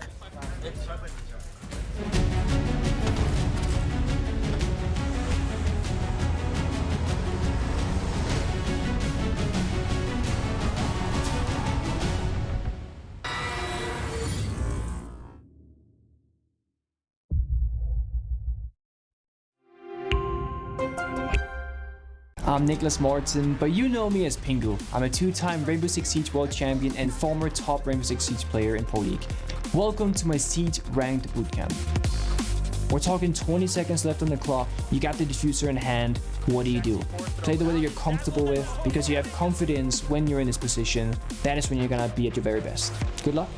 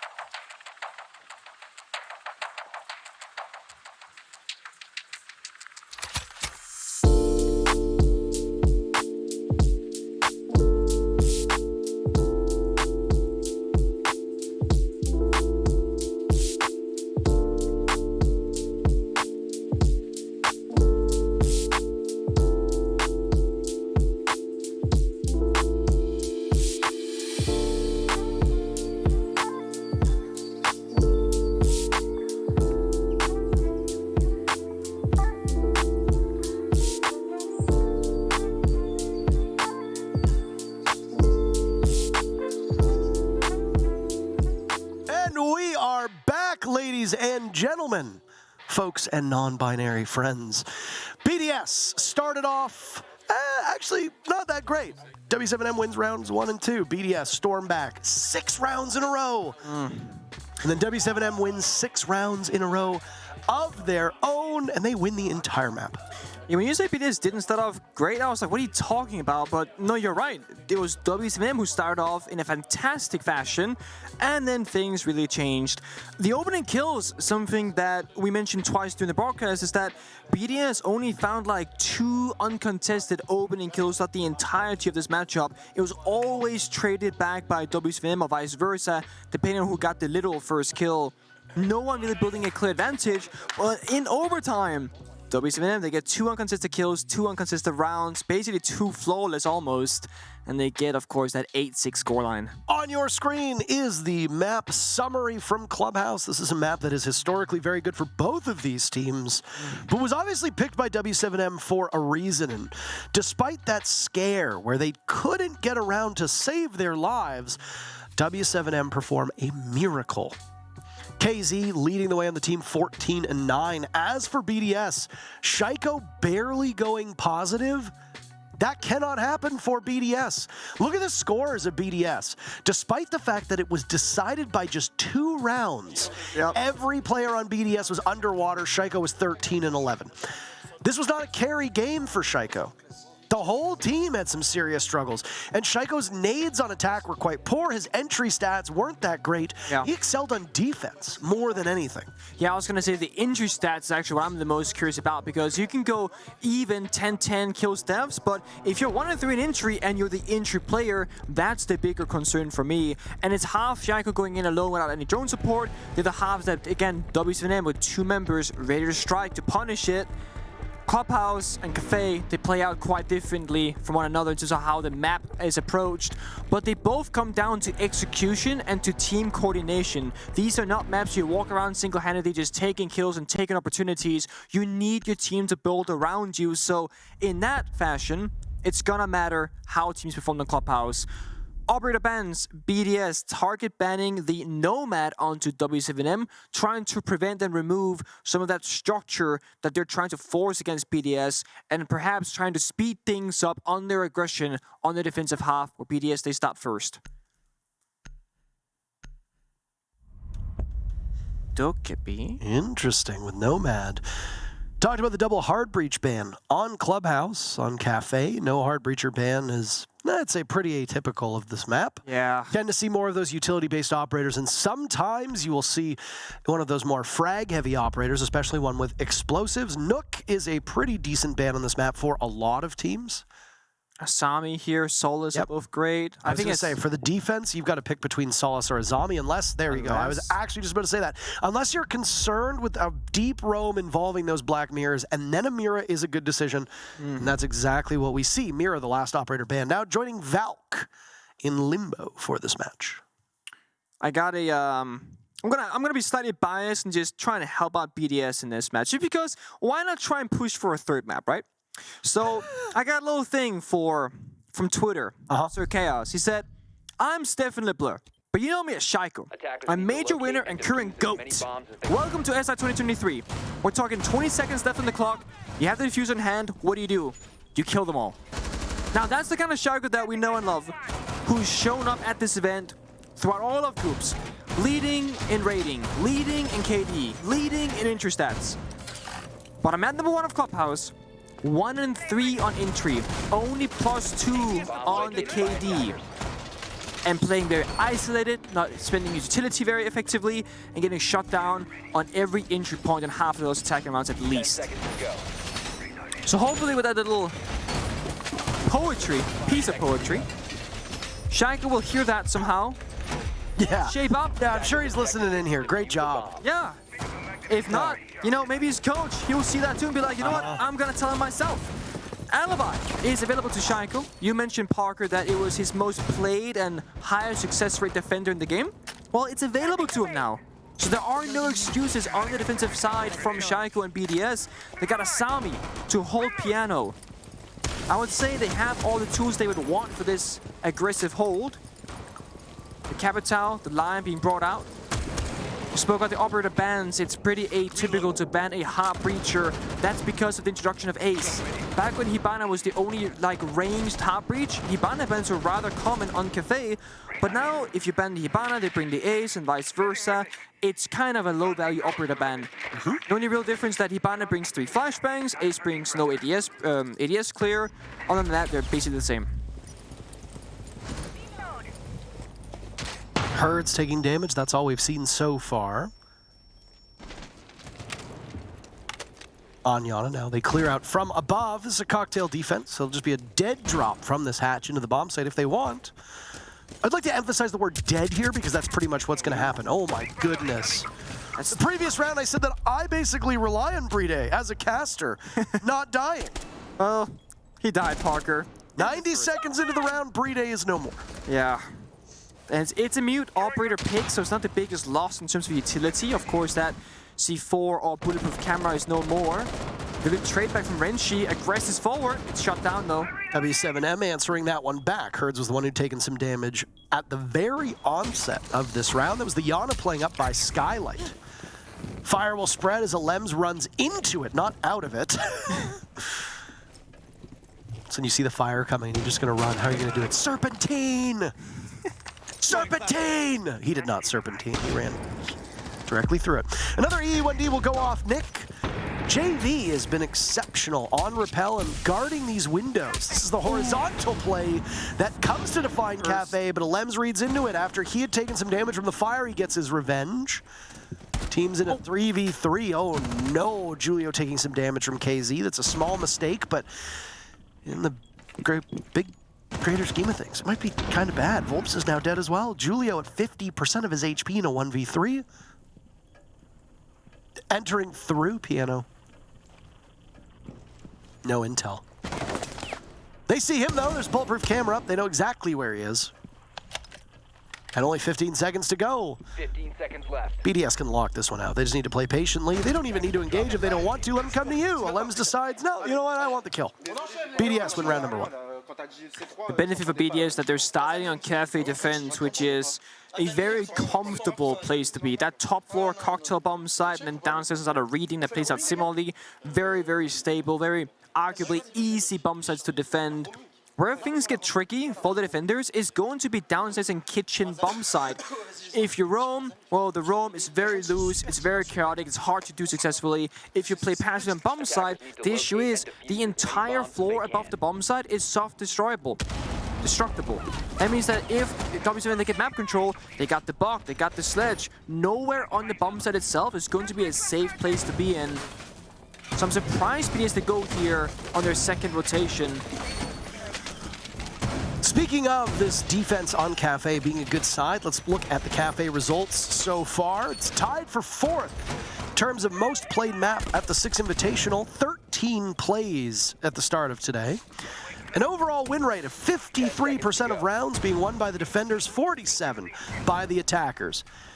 It's very slight, but we're not in the same position that we were in a couple days ago when we'd only seen 3 or 4 plays. Now we've got solid data and solid data on this map. The most played bomb sites, service and cooking, that's technically the bakery bomb site down below. And I'm gonna cut you off. They're playing Grim. First, Renshi gets a spawn here, but they're playing Grim, Parker. Yes, I see that. I have to cut you off because that is why. What are they thinking about this operator pick? How are they going to utilize it? Red Shearer was going for a spawn, by the way. I believe he was in dining when he got that pick onto JV. Zero is down. You've got 2 anti-flank operators. You've got Grim, the Beekeeper. You've got Zero, the Stealth Man.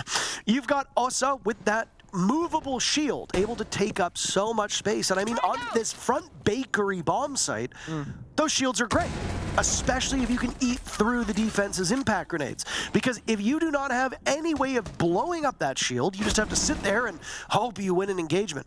Shaiko reunited with Alibi, by the way. And BDS have 3 very quick kills. We're not going to see what KZ can do with Mr. Grim as he's down for the count. Alems naded by Volps. It's a bit of breathing room for w7m, but unsure if they have information as to the down on the Malusi from above. Bomb located by attacker. We're not even at the halfway point of this round. And there are 3 deaths and 1 DBNO. Yeah. That's a grim look. Yeah. Renshi with another 5 versus 1, and w7m not finding anything. Now, I'm sorry, I had to cut you off because that's okay. we don't see Grim play in Tier 1 level. Just never again. I'll just never forgive you. It's a flawless round, by the way. No, it is a flawless round, but Grim's presence and professional play so far has been kind of like Kavero used to be, where like when you pick up, it's a bit of a meme, right? It's very hard to find value, it's hard to utilize, and quite frankly, you're better off playing Lion, for example, to do the same kind of job. So when Grim is being played, I just want to point it out before things kind of fall apart, and it kind of just did 20 seconds after. It's like, oh, they got Grim, what are they going to do? Oh, they're just going to walk in and die. Right? So it looks like Grim was picked, but for no real intent, no real purpose. I know some people, they will go and say, oh, Grim has a great gun, the Commando, with the extended barrel. It does like 54 damage per bullet, which is crazy. And you'd be correct in saying so. But guess who has that same weapon? IQ. An IQ Scatter is going to provide you infinitely more value, even with a Valkyrie ban, than that of the Grim, in my opinion at least. Now, w7m on Clubhouse, they tried to go aggressive and it wasn't working. It's how they were losing rounds. Then they were very open to changing their entire playstyle to be more structured and execution-oriented, and that's when they started winning rounds. Now they've tried the first 2 rounds, kind of, you know, mixture of like mostly aggression, but still playing out the Capital Fire. Now they're going with the Ying, the Capital, and the Amaru. This is going to be a reading-oriented attack, so you want to clear top floor in most cases, but they have the tools to now pick apart BDS on a strategical level, not having to rely on gunfights as much. Has been JV on these window repels, finding kills and openings for his team. That first round in particular. Yeah, catching Bride. League effect with the Solus. Can see there's a Claymore. Anybody droning outside. The great thing about Solus, you have impact grenades as your secondary gadget. It works so well in synergy. You can get the information, make a quick play off it, and try and get a kill or a pick. What do you think the point of the Grim was there in conjunction with the other? That's what I'm trying to figure out still. It's still in the back of my head. I mean, we see Grim so infrequently that I don't know if we can ever say that with confidence the level of success that Operator brings to an execute. As I said, I'd rather play the Lion. Oh, hold on. Here we go. Waiting for the call. Julio wants to get into the middle of the bomb site. He's already opened up the hatch. There's a nitro cell that goes off. BDS lose the first kill, but get 2 right after that. Renshiro's a second behind, but the rest of the team can clean up through these kills. Herds walks right into Engine in the middle of Train while he picks off a Lems. BDS still in such a big advantage, but JV is down below.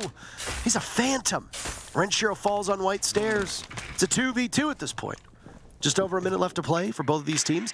w7m can go back onto drones. Use that renewed discovery phase to plot out their next steps. Yeah, get to use the Jackal scans, 3 left in pocket, and of course try and see if JV has fire or smokes left as well in the arrow bow. See if you can get together here as they're playing very isolated. Gonna take 1v1s. Fire and smoke are available. Herd's taking damage now. They know exactly where he is. He wins the duel against Bride, but Shaiko finds the last 2 kills. An impressive performance. What is Shaiko up? 4-0 at this point. I don't think he has a single death. 4-0. I don't think so. BDS making up for lost time. 3 rounds in a row for them to start off Kafe. A great rush attempt in the basement, but again, no real map control on the side of w7m. No one in piano, no one in train, nobody flanked mining in time. It allows BDS the possibility of either going for a kill through a smoke or tossing out the C4 as Bride did. If the bomb goes down successfully, that entire round plays out completely differently as well. That's w7m on the window repel, inside of train mining. They can hold those long lines of sight, shut down any diffuser attempt, or counter diffuse. Disable, whichever you like. Disable.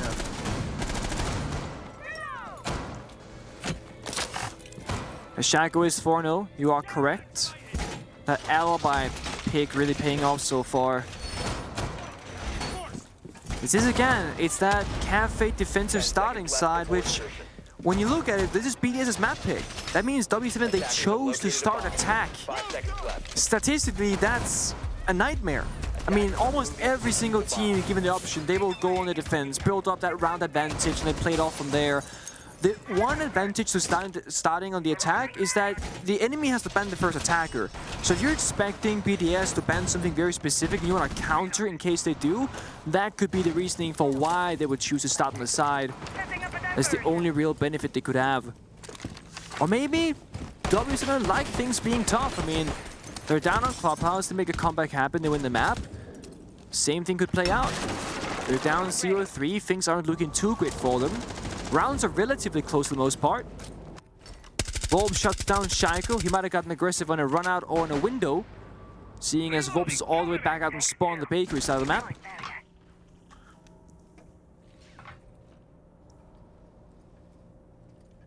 Shaiko. Oh boy, what a rough start of the round for him. He's had 3 great rounds, Parker. It's fine. He can take one of the great. Oh, that sucks. Renshiro now walks into the KZ play from above, upside down on the new balk window. I had to question what's happening right now. I mean, there is 0 reason for Rensh to do that play. Walks up on ADS, no trade, no nothing, no utility. It's a great pick. They need more though. Still 3 versus 4. Control slipping away from BDS, playing so far back from the bomb side. With those Cadellas coming out, they could go for rappel-in. They don't. No, they do not. They've lost Volps from w7m, but this is w7m's, I would say, their best crack at it so far. It is. Over a minute to go, so they've still got some time here. Playing aggressive, then passive, then aggressive. It's making it hard for BDS to figure out when the actual push is going to be happening. So they have to always be on their toes. At any moment's notice, Casey could just rappel on in. Still Candelas left in pocket of Julio. No smokes, however. Lines of sight will be what they are. JV flank here could be huge.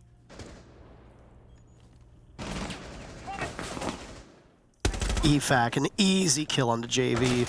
That's the diffuser? No, that's not the diffuser drop. Julio has it this time. And speaking of Julio, in he will go. Following up on those Candelas, the safety of the Nook. He'll go for a plant, but Bride has to be wary of where he gets punished from. Lems attempting to stop it. Diffuser goes down. Bride picks up 2 kills. KZ scrambling off of that rappel, but guess what? He's on the diffuser. Can the nade hit Bride? Yes, it gets both of them and blows the round wide open. KZ saves it at the final second, but it's EFAC's turn to get on. He has no intel and he jumps out. KZ the save. w7m the round. BDS, they had 3 options in that round. A, go for the instant defuse. Bride went for it. 2, revive your injured teammate first, get back in a 3 versus 1 position. And 3 is to just figure out where that last remaining attacker is, because you have 35 seconds to work with, jump out a window, etc. The greed there might again be the reason why BDS did lose the round. They didn't need to rush the diffuser. I understand why they did it. They didn't think, or they didn't know how many nades were left. And if there were no nades left in w7m, it's a guaranteed round victory. But you're in a 2 versus 1, in a possible 3 versus 1, if you take that 5 seconds to revive. I would argue that if you want to play the numbers, going for that res, playing the 3v1, waiting for that repel sign from the enemy, then jumping out a window, that's going to give you a higher chance of winning out in that round.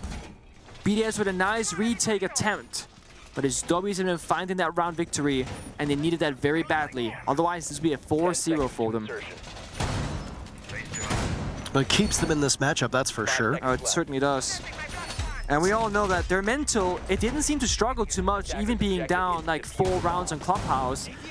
But, of course, when you start building momentum at the end of the first map, you don't expect to go, down losing that momentum shortly after. And w7m, they're going to keep bringing out these operator picks that are a bit unorthodox, right? Diffuse in map number 1, the Gridlock now here in map number 2, the Grim that we saw earlier also on map number 2. The smokes, of course, being the name of the game to allow Casey on the glass to thrive. The more smokes, the better. They got 6 of them, if you count the capital fire arrow as well. It's going to be a basement bomb site, though. They have a lot of map to work through first. C4 comes out from League Effect, does no damage. Shotgun in hand, pops open the hatch. That's his fallback point. When pressure is too much, he drops, and there it is. Really good pace for the attackers. 2 minutes and 10 seconds, and BDS, they have completely given up the roam game now. So w7m, they gotta set up a flank drone on the white stairs, the main stairs, and the red stairs. Someone's gotta watch them, make sure nobody creeps on up. Then, stop breaking that floor apart. That's Volps on the sledge. And then choose a front attack on Bakery or a backside attack on Brede here instead of VIP. And then hit the bomb site right after. 2 drones in place to take care of this mute. There goes one nade sent down by Herds. You're going to need probably 2 players to take care of Brede, at least based on his play over the last couple years. Make my soul shredders. Those track stingers act as a great way to cover sound and cover the advance of whatever attacker wants to follow up on it. EFAC shredding through them with a shotgun, preventing them from spreading any farther. It might even be that w7m won't even have to clear out Brede on the backside of VIP. They just drop the hatch, ignore him. That's also a possibility for them. Just gotta break out this floor, join the bomb site, see who's creeping down below, and then eliminate those positions. BDS, they can't see the plant spot. Brede's Toxic Babes, the only saving grace now is no C4 remaining, as both Renshi and Leakyfak have spent theirs to that verticality, and they did so unsuccessfully. Each team's taking their lumps in what's been one of the slowest rounds so far that we've seen between these 2 squads. Shaiko, the most damage in the lobby. That's not what you want from him. He was the first death in the previous round. Then the team floundered after that. Very close to getting the diffuser down. KZ will walk right in. Nice flick onto Brede. Another one lined up, but he cannot connect onto Alems. BDS answers back, and now Alems has the angle from below. JV a better shot. Out goes the smoke. Julio doesn't see EFAC in the midst of it. That's the shotgun, and he'll play off of that plume of smoke. Completely blind, disoriented as to where he wants to go. Shaiko far enough back, but he loses some lines of sight because of that smoke. And Shaiko's good enough for 2 kills, but it leaves EFAC alone as w7m breaks in. Diffuser down, and w7m will not be able to get it in time. BDS back on the board. They've secured themselves 4 rounds in this first half. Leakyfak playing it with patience, and the frustration on Julio's face in that round, you can see it, tapping the keyboard right after. He knows they blundered the round again. The glass going for a very quick push on VIP, clearing out Brede on the smoke is a huge victory for w7m. But then again, a little bit of greed over aggressiveness, pushes forward without any smoke grenades, takes the 1-1 against the Jaeger and loses. Imagine the glass was available for the side execute. Instead of aggressing forward, imagine he walks back towards the breach, goes up on the hatch, drops down, uses the smokes from Capital's arrow, like we saw, to get the injury onto Leakyfak. There are no C4s remaining. If you get in, that's diffuser going down. That's how w7m are going to win. They keep trying to play for these planned executes, but then they keep taking these unnecessary gunfights and then not getting there. It's almost like they're saying, guys, let's plant, and then they say, okay, and then they go for an unnecessary gunfight. They're playing on 2 different planets again. BDS had the same issue on their Clubhouse attacks, but this is very uncharacteristic for w7m. They don't typically have this problem as a team, and right now it's costing them valuable rounds.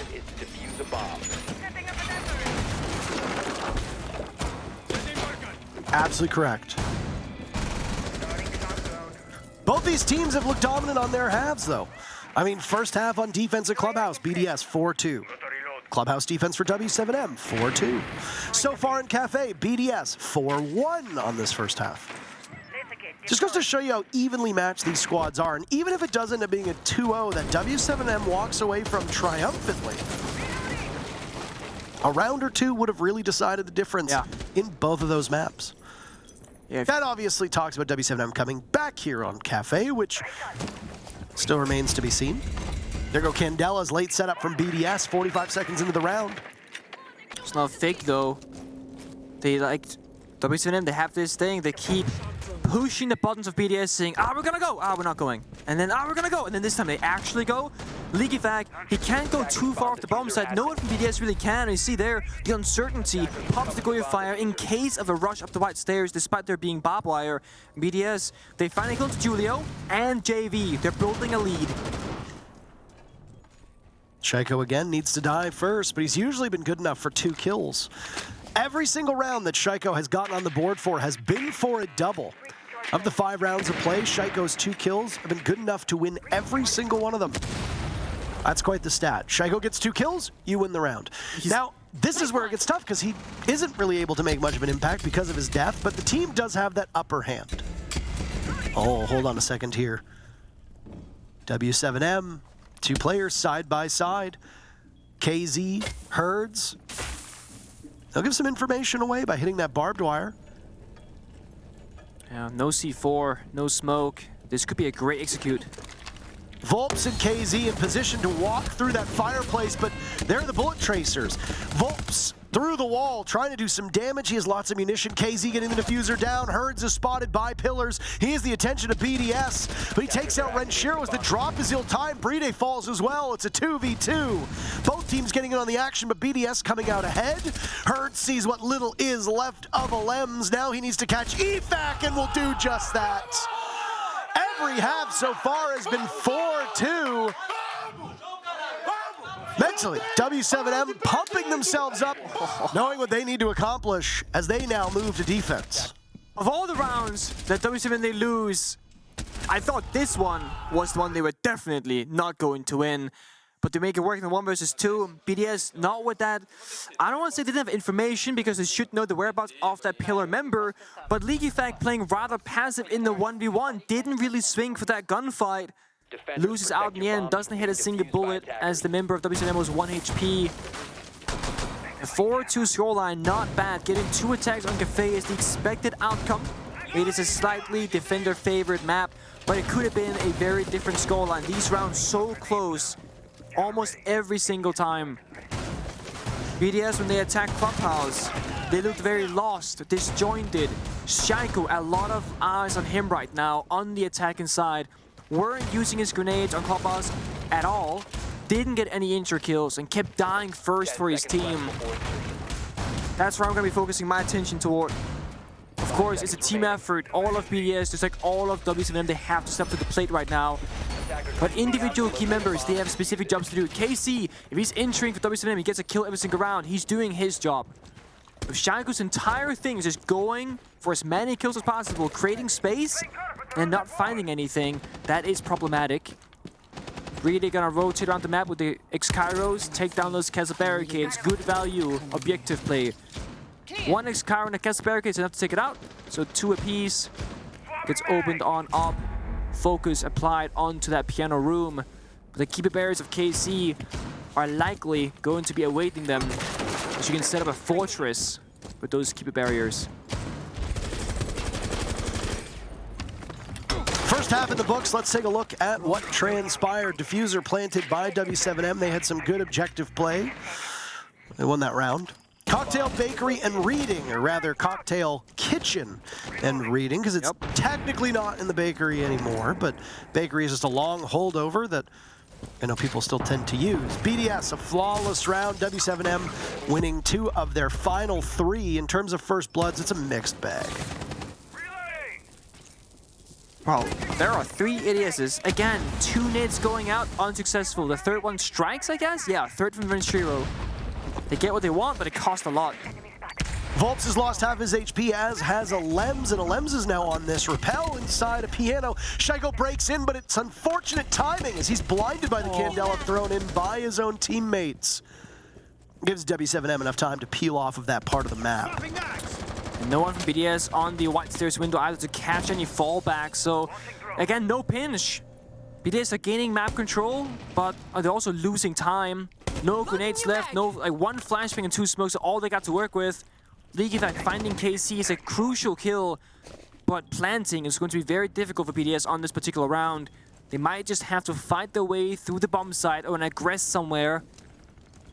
Looking for fights. Oh, crossbody karate, Herds across the main door, takes out Shaiko. What did we say? Shaiko gets 2 kills. BDS goes on to win the round. He has huge influence, but now it's Renshi's time to do the same thing. 2 picks as he drops. He has unfettered access to the bomb site through the skylight. They force JV into Alems's waiting arms, and now w7m have just Julio to stop this. It's a moment. Bride with diffuser down. There's a nitro cell that could be used. It goes off and gets Bride, but it's too little too late. Now the tough job for Julio. Get back to the bomb site. Do that by ascending the stairs. Saw the stats before the game. Julio, not very good in engagements. He's a utility player. He's a support player. The stats show that. 1 and 6. 3 kills available for him if he can pull this one off, but already the diffuser at halfway. Julio runs out of reading, and it's EFAC to tag him and take him down. BDS pushes to their 5th round. Beautiful read by BDS, understanding that planting indeed was not an option, going for this really aggressive execute. Ranger gets a kill, drops Skyline gets a second. The Candelas from Elemsh, perfectly timed. The first 2 on Piano, they blinded Shaiko, stopped him from passively getting a kill onto KC, but the last 2 Candelas used very, very well by Elemsh. Head to Katama from w7m. They're down 2-5 currently. Só não pode forçar o lançamento pro Natal, porque senão vai querer jogar embaixo, aí o Júlio joga safe ali, tá ligado? Vamos tentar passar tranquilidade, não tomar... e não vamos tomar kill besta, mano. O round a gente trouxe de novo e depois a gente se fudeu pro cara da Claraboia, tá ligado? Foi bobeira nossa, vamos tentar calmar. Now, w7m, they won the first map of Clubhouse. Worst case for them, this might be a quick one. They go to Oregon, deciding map. Not the end. It's definitely BDS that are playing for more than that of w7m, because if they don't win, Kafe, they go to lower bracket. Not where you want to find yourself if you're any team at this tournament. Lower bracket means if you lose one more game, you are out, you are going home. Your dreams and your shot at the hammer, it disappears. Kitchen and Kitchen. Such a weird bomb site name. It is, yeah. It is Kitchen and Kitchen, technically. It's, the official terminology for it is service and cooking, because one of them is a service kitchen, or a prep kitchen, I suppose. You've got the prep kitchen in the back with the bakery, and then you've got the active kitchen, which would be in the front. As somebody who used to work near, I was kitchen adjacent. Okay, that was your title. Kitchen adjacent. Well, no, that wasn't my title. I was a server, and I bartended, but I didn't work in the kitchen. I was not a cook. But you get to know these things. Yeah. Valuable. It's just like I knew that one of the things in the kitchen was called a rack and roll. A rack and roll? I did not know that. It is a large, tall cart with lots of slots in it that you can put just trays on. Oh, okay. And it's for racks, and it rolls. And that is why it is called that. And you can wheel it around. Either way. Wonderful. I think they're going to try to show it. That would be the prep kitchen. The rack and roll, I think, is like right there. Is like those tall ones near the shield, or? Yeah, I think so. I don't know. We need a better look. We'll get to it eventually. Okay, okay. For those of you that work in F&B that are watching this, hell of a career, hell of an industry. I'm out of it, but still fun memories. Yeah. Either way, timeout for w7m that was called. It was a lot less electric than what we heard from BDS's. Oh, JV doesn't see Renshiro jump in. Renshiro on entry in the previous round. Got the first pick for BDS. Not the first pick in the round, but the first pick for BDS. Does it this time. JV no more. The Warden being down is actually huge. But Herds are above. We'll need to get back to the bomb site. w7m doing this quickly. EFAC has been done in. Shaiko's down and bleeding out. w7m have lost all but 2 players as Shaiko is finished off by Herds. The no Warden again means that you can get these smokes and these flashes with maximum value. Lems holds on to that diffuser but doesn't want to go because he knows that he's in a vulnerable spot by Freezer. We're at the halfway point of the round. Let me just try and get into a safe position to plan to get cover from his teammates. The issue is that dining hatch is open above him. He knows he can't cross because Herds is here on bottom red stairs and KC up above. But BDS, they can take their time right now, figure out where the pieces are, and then put them together. They got the diffuser, they're on the side, 1 smoke, 2 Candelas, toss them out, try and get that plant down. There are the Candelas, there go the smokes. Herds boxed out at the bottom of red stairs on that first floor. They've carved the wall open, but it's not for any good. KZ to hold above. Narrows the numbers. Diffuser not in the hands of either BDS player.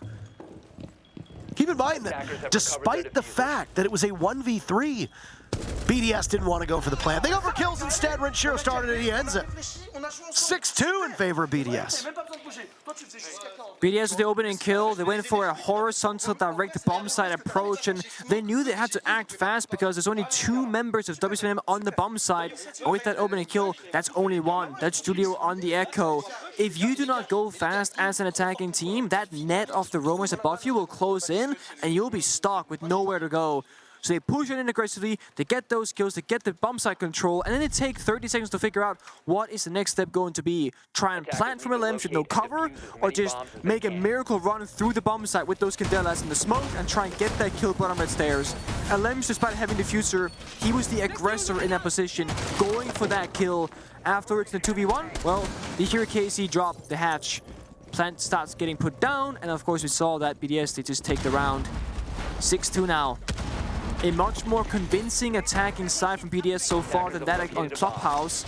Won the first 2 in a row, looking to make it all 3 to preserve some of that energy for the 3rd map of Oregon. 10 seconds left.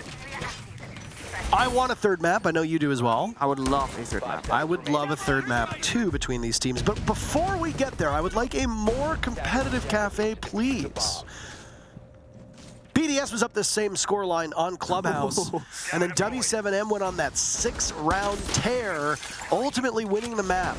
Again, a single round on Clubhouse could have given BDS that map, and now they would be staring at a very fast 2-0, and a stunning 2-0, if we're being frank, given how good this w7m team has been.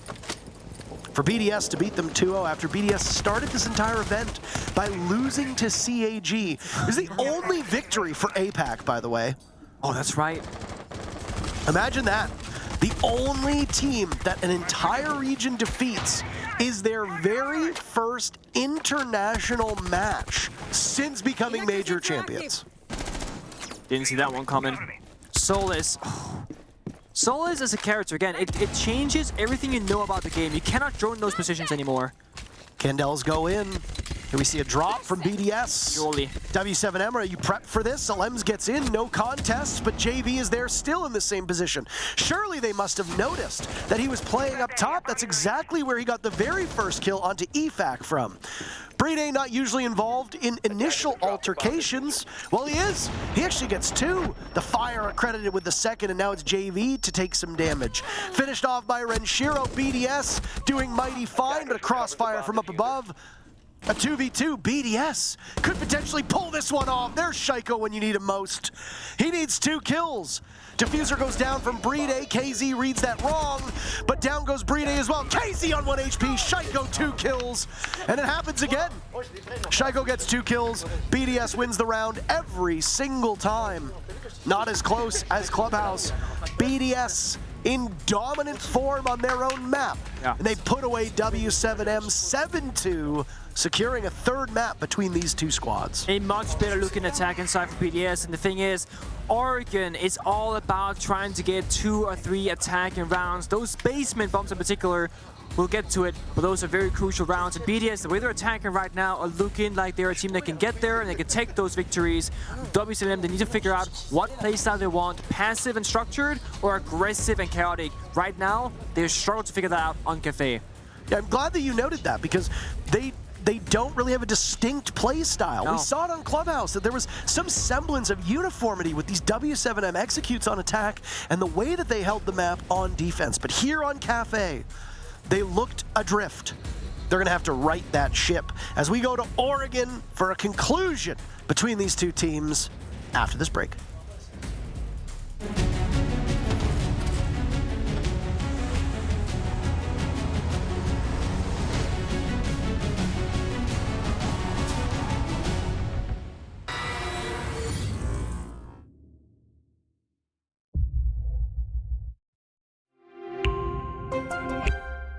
I'm Nicholas Martin, but you know me as Pingu. I'm a 2-time Rainbow Six Siege World Champion and former top Rainbow Six Siege player in Pro League. Welcome to my Siege Ranked Bootcamp. We're talking 20 seconds left on the clock, you got the diffuser in hand, what do? Play the way that you're comfortable with, because you have confidence when you're in this position. That is when you're gonna be at your very best. Good luck.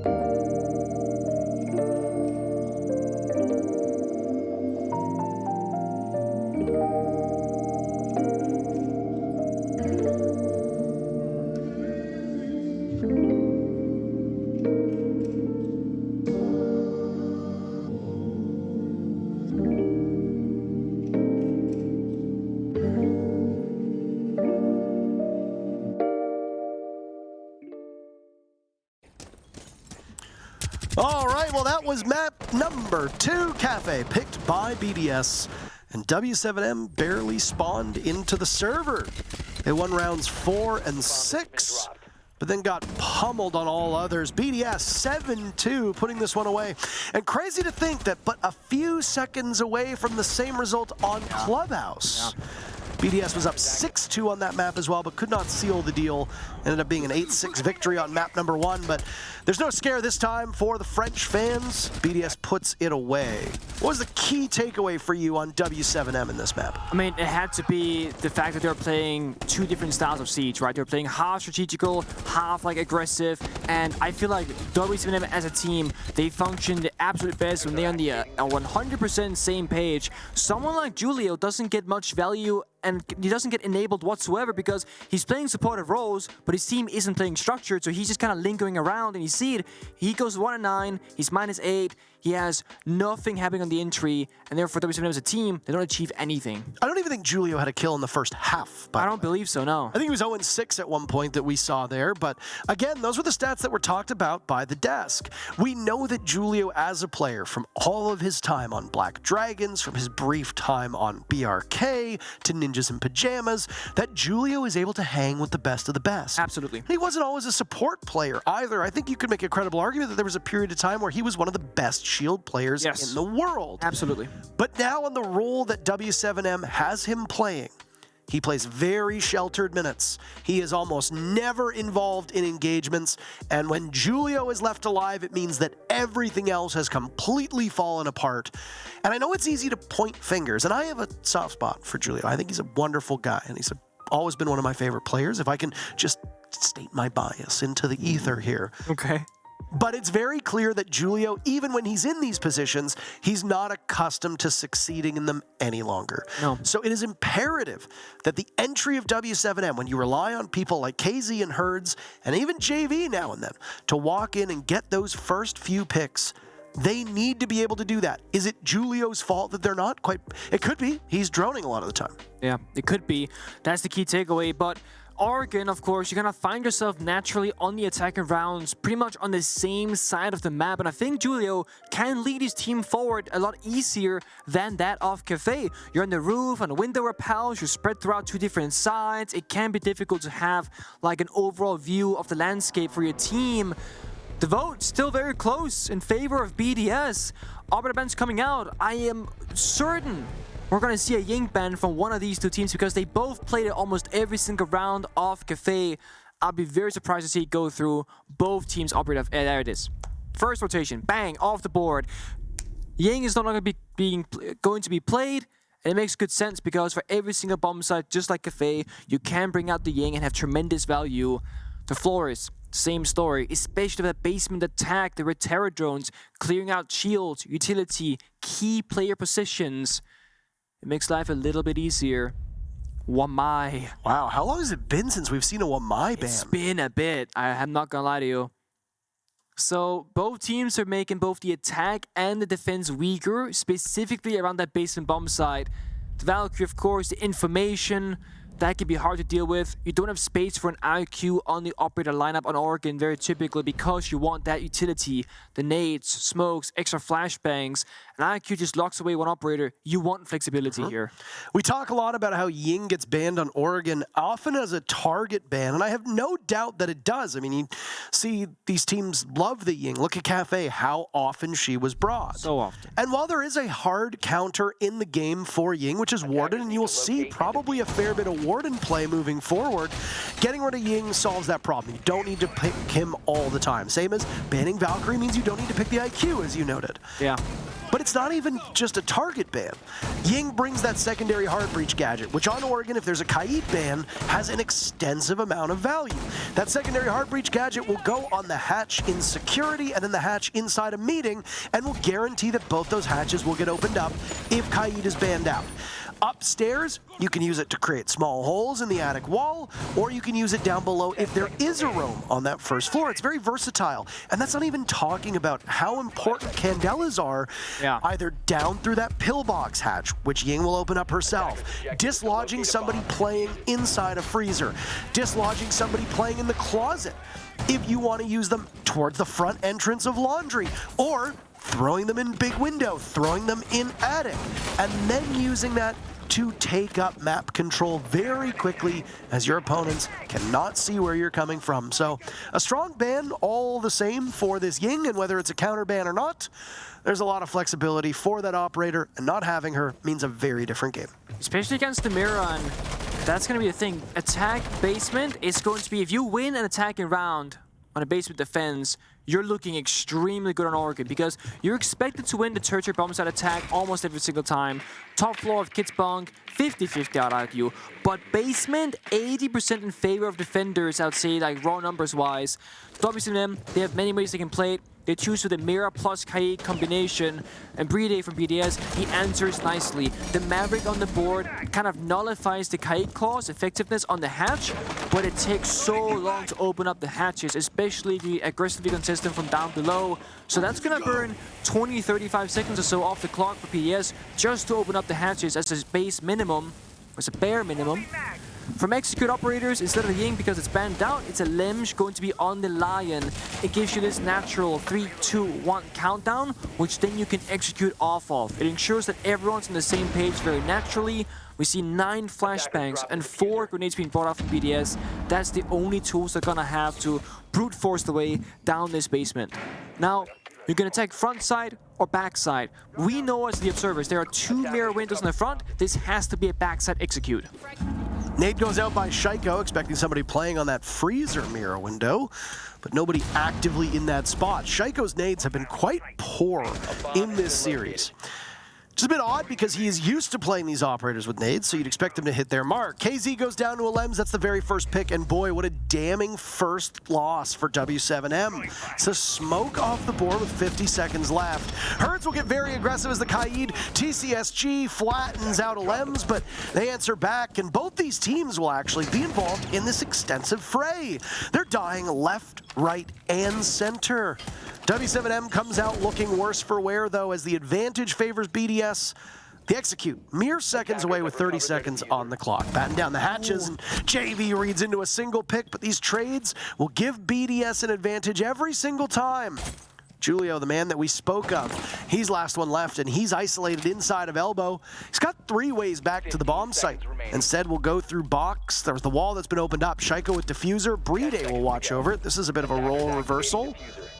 Both these players from BDS are extremely good in clutches. Julio, C1, can't accomplish much. Bride from miles away, give BDS the very first round of Oregon. And again, these basement attacker rounds, they will most likely be the difference between a successful Oregon victory and a failed one, because teams are expected to win that defensive round. So attackers taking it, it really is a big deal. I have to state that. Now, w7m, they played those 2 mirror windows front side, 1 small box, 1 freezer to hold and lock down that area. That means 1 or 2 members can hold the front, and then 3 or 4 members can hold the back. So BDS, they are knowingly attacking into the most amount of manpower, which means that BDS are trusting their gunfights to win. Whereas if you attack those mirror windows head on, you will only meet 1 or 2 actual enemy operators in terms of gunfights, but the mirror windows, in terms of utility, you have to deal with instead. BDS, they are known for their lethality within EOL, taking these like 4v4s and trading out in numbers advantage or evenly so, and you saw it, it began to a 3 versus 3, a 2 versus 2, but they get that 2 versus 1. That's where the round gets swayed in their favor, and it's once again, unfortunately, it's Julio in that 1v2. The supportive cast of w7m being put in these clutch positions when they're not necessarily the players that are set up for it. They're gonna go back basement again. That's how strong his bomb site is. Private conversation that we have with teams, and I'm sure you probably experienced this as well when you were playing, Nick, was it is a really depressing feeling to know that your support player will never win a 1vx. Yeah. It's absolutely. Oh, Jim is left in a 1v2? All right, well, let's set up next for next round. You know, you have no confidence that they're going to be able to pull it off. And honestly, rock solid support play in many ways does separate good from great. If you've got a team with a support player that can clutch, whether you leave them in unwinnable spots, whether it's in a post plan after they get diffuser down, Their ability to get the same amount of kills and have the same mechanical ability that entry players have is just priceless. And I mean, it's easier said than done. There are only probably half a dozen support players that are in that upper echelon. Absolutely. But they tend to be on the teams that consistently make deep runs at these events.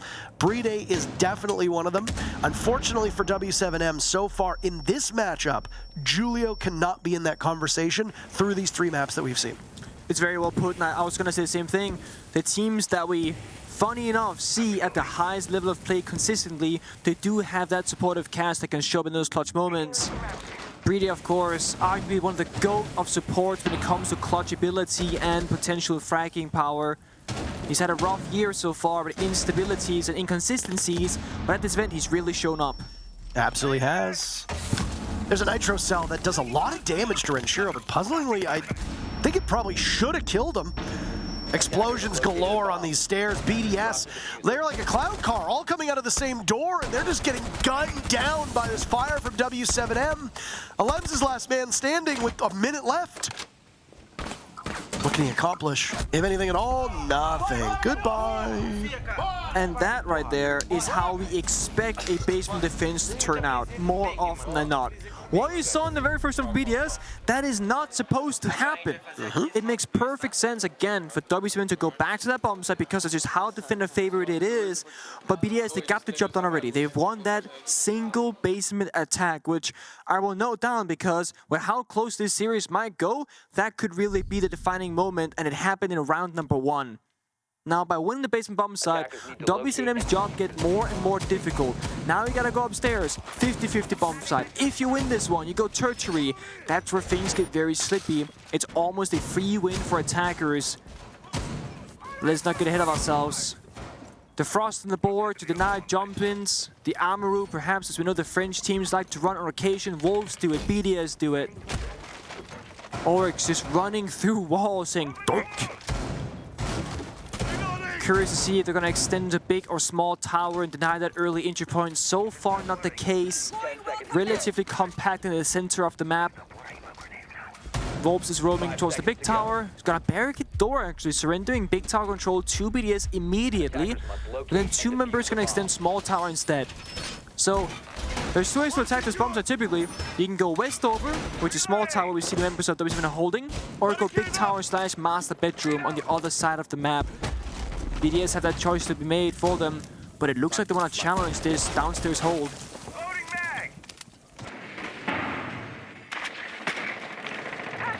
Player to watch for BDS is going to be Shaiko. Didn't have a consistent second map, but we'll once again bring out that statistic, Nick, where Shaiko got multi-kills in 4 rounds, and they won every single one of those rounds. Outside of that, he was pretty ineffective.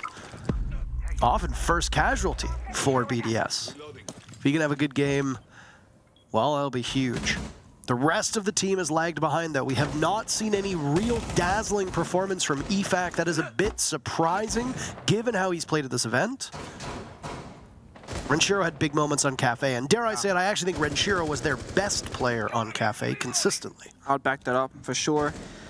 Renshi had a great year overall as well as an individual player, getting more freedom on the sledge roll and getting more done on the entry as well. I like the aggressive hold from w7m. The crossfire inside a closet and armory makes it very hard for any single member like Leaguefact to take control. He needs backup. BDS, they have to rotate, but they're so far away on the map. There's the first casualty. Well, I don't know where he is, but EFAC dies early yet again. He's having a rough day. When he shows up, that 1-2 punch of him and Shaiko is hard to stop. But whether it's w7m shutting him down or just a off day, this is nowhere near the potent force that he's been. Has Shaiko even hit anybody with a grenade so far? Because there's another from below that misses its mark. Shaiko toying at the top of White Stairs. There's 2 kills for w7m to add to EFAC dying earlier on. Shaiko does get rid of Volps. Another nade goes in, and he misses out on the timing. It blows up, and w7m block BDS from getting into the bomb sites. While the chaos happened on White Stairs, BDS jumped into the big window right into a frost mat and found himself injured on the ground. Bomb site relatively free. It looked like it at least, but what do you know? A bear mat stops you. Julio there to guarantee the kill, confirmed from that kid's bunk bomb site itself. BDS can't find the openings. Leakyfac on the master bedroom balcony, completely alone against 3 members of w7m.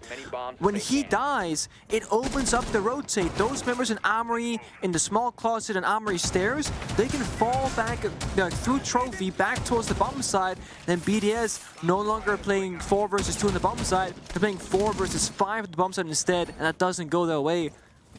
Tertiary bomb site, 2 options: kitchen dining or meeting kitchen. Meeting has the higher play rate. This is more of a stylistic difference, right? Meeting speaks towards big tower, whereas dining speaks towards small tower. They both have towers, various sizes, and you gotta attack them because it's a very important aspect of the map. And it's why we see Hertz up top in tier 3. So we call tier 1 is the first floor of tower, tier 2 is the second floor of tower, and tier 3 is all the way up on the catwalk rafters themselves. He'll play with the Asami. Almost like playing Clubhouse rafters in Garage. We can use those key barriers to isolate angles and just hold this area that BDS, they care about, they want to take the control, but they might not deem it worth it to attempt with him being there. Now, would you believe that Oregon is the second least played map at this entire event? You want to talk about tertiary bomb sites? Let's talk about them. Meeting and Kitchen has 11 plays. Kitchen and Dining has 7 plays. Yep. And this bomb site, this meeting bomb site, is one of the statistical worst bomb sites for defenders in the entire Six Invitational. And despite that, JV will swing the back door. The Doc is the bailiff, punishing Shaiko. BDS cannot recover. On this bomb site, 27% of the rounds that have been played have been won by the defenders. Yep. This is as lopsided as you can get. It's been played 11 times. The attackers have such a sizable advantage on what is a very defender-sided map. 58% of the rounds on Oregon won by the defense. Well, Hertz' team had done some damage early on. It takes 2 players from BDS just to eliminate that tier 3 player, the Azami. Whether you Kiba barriers, whether you were using your own ability, was holding press, was holding court, pressing BDS from above. The numbers you just mentioned is why you need and you should win this attack as BDS. Otherwise, that basement bomb site attack you won earlier, well, it kind of evens out. You win the bomb site that you shouldn't, but lose the one that you should. You're back in that 1-3 scenario. But BDS, they should be 2-2 after this round, statistically speaking. Now, they got the biggest problem dealt with. That Hurts in tier 3. He's gone. Attic has control, can open up the side wall. This is how BDS can set up a plant, especially because... Actually, no, there's no smokes. Oh, Bride goes down. Efac trying to recover by stage. He barrels in. Down he goes. Still, there's been 1 player, w7m, gone. Another as well, Renshiro. He doesn't miss these shots, and he knows he's got another. Just some damage to Julio on the way out. Lems with diffuser in hand, getting the plant down. Safe behind sandbags.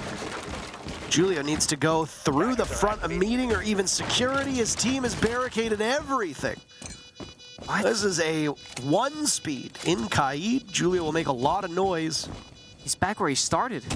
All he did was run a circle. Yeah. Lems has been allowed to get into position now. He might go from the hatch above an attic. Defenders have eyes on the diffuser. Attackers need to protect it. Lems knows that he's nearby. There goes the nitro cell, and Lems makes it look so easy. No. BDS had an advantage. It was gone, then w7m had it. w7m had it for most. Renshi made it look easy. Yes, he did. The instant drop down the hat. Oh, my apologies, Nick. Yeah, no, you're excused, but don't give a Lemsh all the credit. He got the easy job of a 1v1 post plant with drone information. Renshi finds himself and his teammate in a 2 versus 4. He gets killed to bomb site against JV, and with 1 HP, drops the hatch, flicks the enemy on site, opens up the round for a Lemsh to clutch. It's the openings and creating space that is the toughest job as an attacker in Rainbow Six Siege. And great job, Lemsh, you won the round, but that was expected. Once that diffuser is planted and you get comfortable above the bomb site or below it for that post-plant position, you as an attacker should be favored to win the round. And you said it, Parker, for you on Kafe was Renshi, the most consistent player from BDS, doing the best job and then he shows up that same round here in Oregon. BDS, they get the 2-2 scoreline that they wanted, that they really should be getting because that tertiary bomb site being so hard to defend. And this round number 5, the basement defense, third time, very important one. Either BDS guarantees 3 rounds on the half at worst, or they open themselves up for a possible 4th. Oregon, defender favored. Basement, very defender favored. We've seen both teams win this bomb site once. Laundry supply room at 71% of all rounds won for the defense is, just at a quick glance of all of these bomb sites, one of the most defender-sided bomb sites. Well, the only one that I can really find with a substantial pick rate that actually beats it in terms of defender win rate is Cache CCTV on Clubhouse. Yeah, with 11 plays, so however many, right? 16 plays of Cache CCTV on Clubhouse. The least played bomb site, but it is the only bomb site in all of the Six Invitational that has a more favorable win rate than this one. And keep in mind, that's the least picked bomb site on the map, whereas this is the most picked bomb site on the map. So it just goes to show you, when 7 out of every 10 times teams play on this bomb site, they are expected to win. I mean, you don't really need to dive too much into the statistics. Maybe we can talk about the why, but the numbers tell you that the defense should succeed. Renshi, he shoots his 4 mid-air, he's gonna kill him. He stays alive. That's the stuff. Renshi don't miss. Never. Not one bit. Not in this match. BDS did a great job juggling the EMPs with the Kite Claw. Hurts team kills JV. Not in this round. That's not the time for it. Whoever wins this round guarantees themselves, at minimum, a tie through the first half. They cannot lose.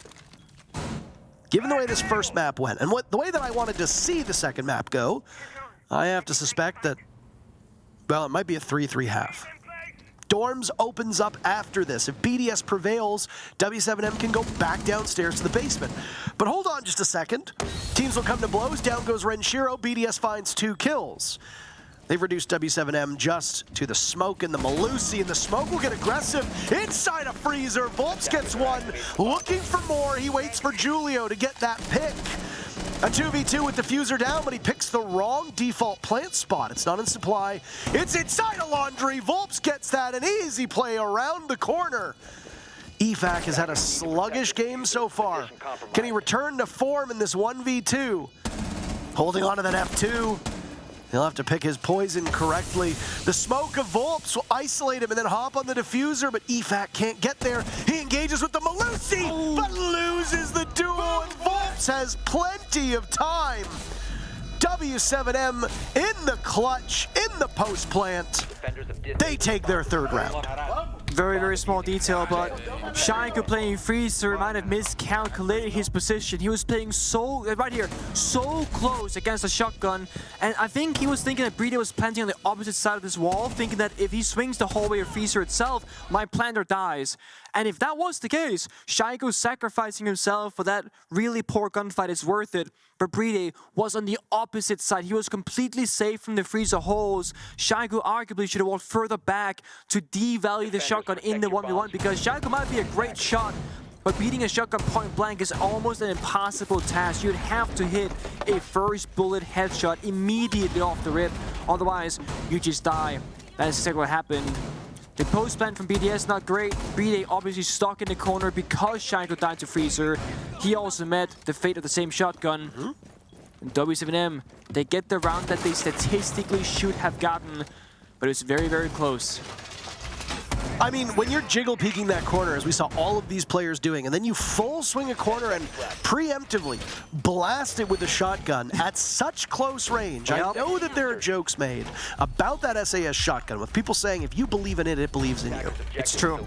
The more that you have faith in that shotgun, the more damage that it does. It's just a bit of cosmic magic. No, it's absolutely true, because Kino's shotgun from it's as real as astrology. It does more damage than any other shotgun in the game. As I said, it's as real as astrology, which is that it isn't real at all. But at that close range, there's no way you're missing. That's almost a guaranteed kill for any player, even those playing down at bronze. It's a long jump in. Amaru play from Alems, final round of this first half. BDS will move to the more favorable side, and I honestly think that's a story in and of itself.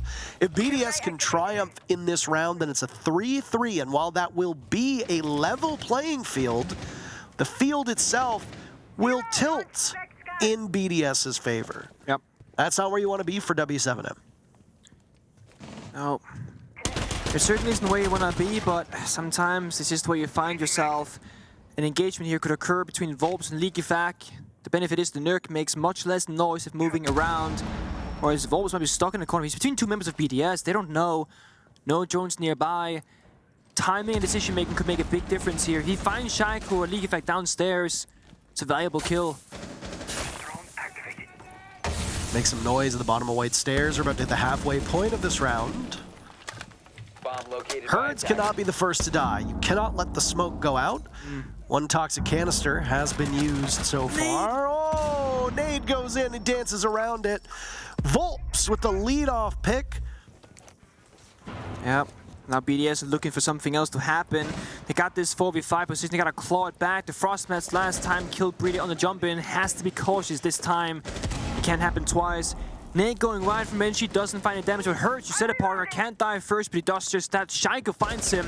Different time, though. That was a minute ago, and some of those toxic canisters have already gone out. Alems deep inside of Attic. Those are those secondary hard breach gadgets that we were talking about earlier in the match. They don't necessarily allow the same entry that an exothermic charge does, but it still allows you that vision.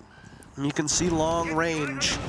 Nade gets tossed in. JV shuts down Shaiko, losing HP in the process. Now it's Julio to go down. Support players having a rough time. Renshiro gets one, cannot secure the Frost, but KZ is left alive to stand against these two players from BDS. To tie the first half as the diffuser goes down, BDS look for the Frost, who plays around these bunks. Maybe draw them out. No information whatsoever for w7m. Creeping along the ground, BDS doesn't need to do much in this post plant. Just sit where you are. KZ sees Lems on the ground and then immediately rotates. Expecting one in trophy. How does he win the duel? Breedy missing out on that final pick. And KZ has plenty of time to get to the diffuser yet again. w7m overcoming the hurdles in a post plant. The first half goes to the defense 4-2, and w7m will switch sides 3 rounds away from putting BDS down in the lower bracket. It's a huge round from KC in a 1 versus 3, but two things. 4-2 for defenders is the expected scoreline for w7m. They had to fight so hard to get there. And secondly, I hate to point it out, but Alems and BDS absolutely bottled that 1 versus 2. They had a perfect crossfire. Alems and Chassis holding down the soft wall towards big window where KC was prone. And then for some reason, Alems looks to his right towards the attic, rotate, seemingly for no reason. At the same moment, KC swings. And then, I think it was Breedy who went Lion. At the very end, he white swings the middle of the room, again thinking that the enemy wasn't where he was going to be coming from. So it seemed very obvious, to us at least, where KC was going to be. And he must have been making so much noise proning around the floor, but yet it seemed like BDS had absolutely zero idea where he was coming from. Doesn't matter though. KC, he takes the round. BDS struggling in those dying seconds. 2 rounds in a row. Now they go on defense, the favorable side, and if things they play out the way they should, we should be seeing OT on 3rd map. I mean, look, BDS just don't seem like they have good intel. It's the same issue that w7m was suffering through in the previous map. It's all about information. w7m held BDS to that on Clubhouse, wasn't it? I think it was, we were deep into the second half of Clubhouse, all the way back in map number 1. And BDS only had 4 drones or something like that. Yeah. With 2 minutes to go. Why? Because there's a Solus on the board, and w7m are using that operator so successfully over the maps that we've seen so far. There hasn't been a Solus ban. And despite her being available, BDS do not often like bringing her into this lineup. They have their set ways. w7m does. They use and abuse the opportunity that Solus provides, and it hurts BDS, a team that relies a lot on coordination. Yeah, one of the downsides to Shaiko being quote-unquote stuck on the alibi, his favorite operator in defense, is that it does allow BDS less flexibility in terms of operator choices. No EMPs being spent here. Julio playing it safe with 2 pellets at a time. Not sure where that second set went, and Julio also seemed confused as to what happened. But he gives it another go. Third set goes out. There is a cut in the board, of course, in from Leakyfac. Has those kite claws in pocket. So JV has to bounce out these EMPs together with Julio to successfully get open the most important hatch. That is this one. The meeting hatch leading to that small box down below. That is the most important hatch. Leakyfac tries to juggle it. I think he's got it, actually. Oh, the third EMP. They didn't expect the last EMP to go off. The juggle was correct. Yeah. And it would have made it. In fact, we might have been a microsecond, if that's even a real term, away from those X-Kairos being destroyed. And even if that EMP had disabled the Electric Claw, the job was still done at that point by BDS. Now it's going to be a dry push from w7m. They're going to have to push into blue and go down back tower stairs with no real assist whatsoever. BDS prepared for it. Shaiko's stats right now not where they need to be, and he could go even deeper into the negatives. He escapes underneath the stairs. One player from w7m lording over him. Toxic canisters go out. 30 seconds left. BDS still has 1 in pocket, so there's more gas to cover the entrance for w7m to break through blue. Volt's killed number 1, and Alems takes him down. BDS suddenly on the board in fine fashion. Alems with 2 kills. Shaiko down for the count. 15 seconds remaining. A pause now. w7m in the bomb site. Lem still doing what he knows best, playing around pillar. It's Herds as the last player for w7m in the bomb site. Sees the Warden, but Lems gets a 4K. BDS start off their defense with a victory. Yeah, and again, it looks like such a good start for the attackers. The moment you get to that pain point of pillar, it can just turn so quickly into defender's favor. The timing on the scenario, Lem, she swings at the right moment. Shaiko helped him out, held his cross from that blue door entry point. Last but BDS, that elbow shield holds down the fort. And w7m, they cannot get in. No Flores, no Ying available. That basement stronghold is so hard to break. Now we know w7m can play the glass because they showed it to us on Clubhouse. And they even tried to show it on Kafe. Oregon, basement could be an option for that same particular operator. But we won't see that being played out for the next 2 rounds. Secondary bomb set upstairs. If BDS come out victorious, we're gonna have to see that tertiary bomb site, which will then define who gets the round lead. Right now, w7m, they got it. 4-3. Operator lineup-wise, not flexing too much. Staying with the single hot breach. Soft destruction. The Nomad actually coming out to maybe contain BDS's aggression now. Once you take a certain map into your side, you can maintain that control. Keep BDS moving up and aggressing on those front lines. Early aggression from BDS to shut down any drones, entry points, etc. They've only really found, there we go, 1 more drone. 2 drones on the board for BDS. But without the Solace, it can be hard to find them. There are so many points of elevation on Oregon, shelves, things you can hide your drones under. The Leakyfac doing his very best to find them. Oh, good night. Boy. EFAC 4-7, Shaiko 6-6. These are the 2 players who are supposed to be taking over this matchup. It's an easy assessment to say, oh, they're having a bad day. But they're having a bad day against one of the best teams that we've seen all year. At some point, you have to give credit where credit is due. I think it's time that we do that in this matchup. It's not that they've been having a bad day. It's that w7m have been the better team. And in these engagements, if you can go toe-to-toe with Shaiko, if you can go toe-to-toe with EFAC, if you can go toe-to-toe with Renshiro, then you're gonna be in great shape against this team.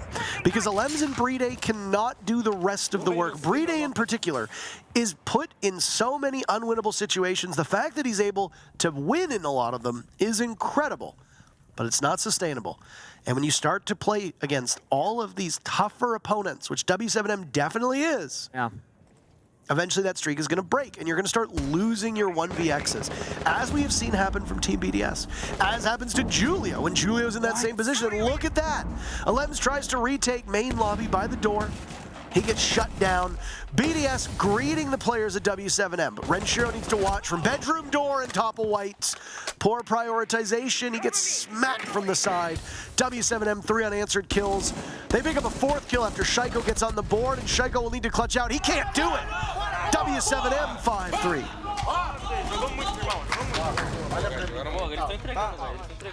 The playstyle choice for w7m looks a lot more like Clubhouse. They do that early fish. They get the opening kill into League Effect inside a classroom because of good drone work or guesswork, and then they just slow things down. They don't give BDS any actual gunfights until they opened up every door, window, and wall within sight.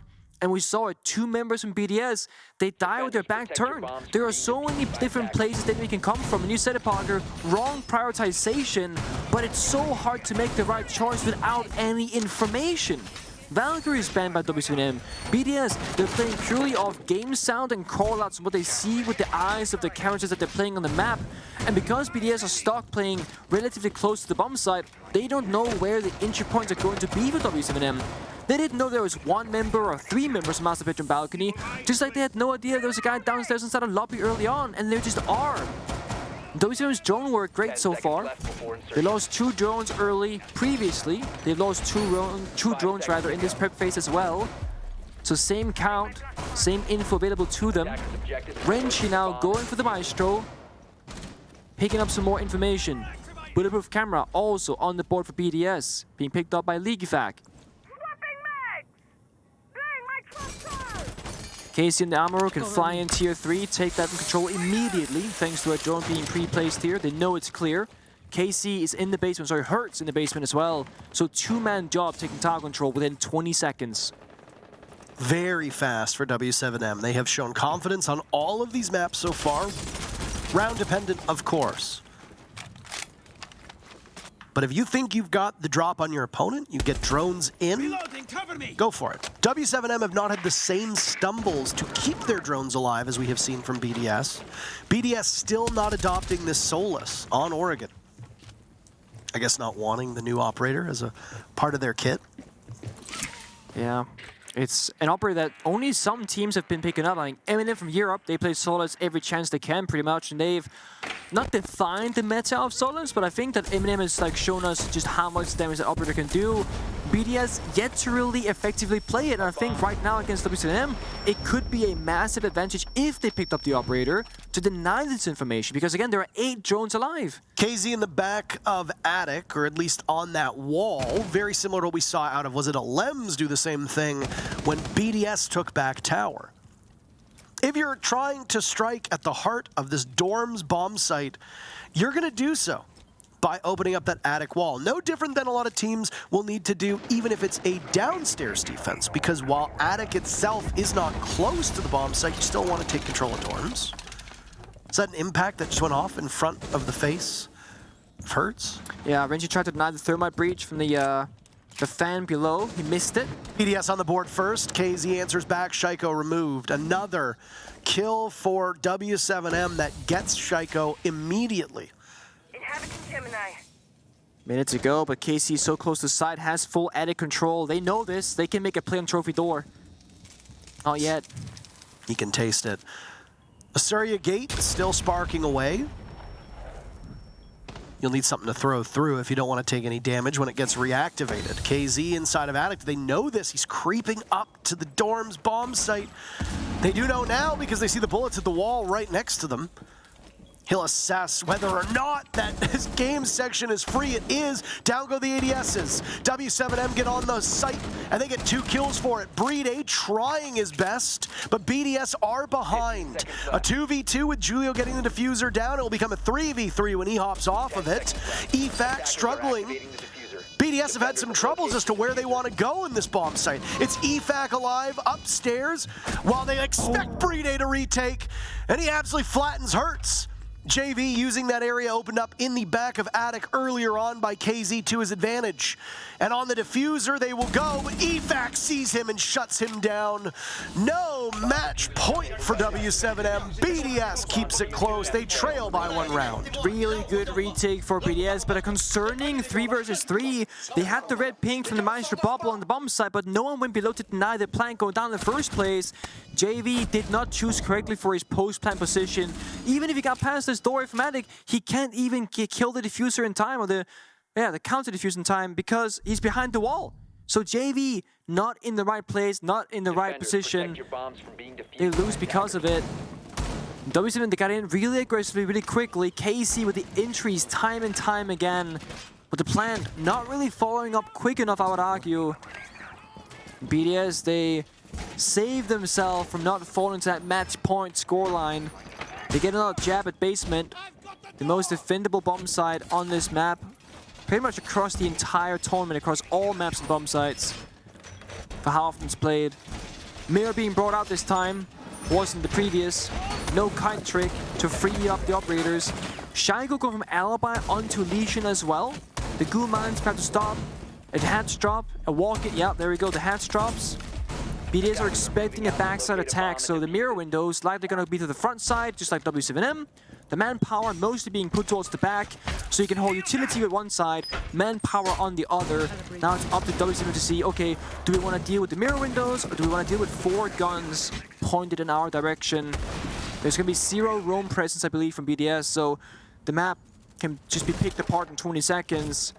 Of course, at this level of play, you have to drone out every corner because if somebody's hiding upstairs, a flank occurring later in the round could be the round over.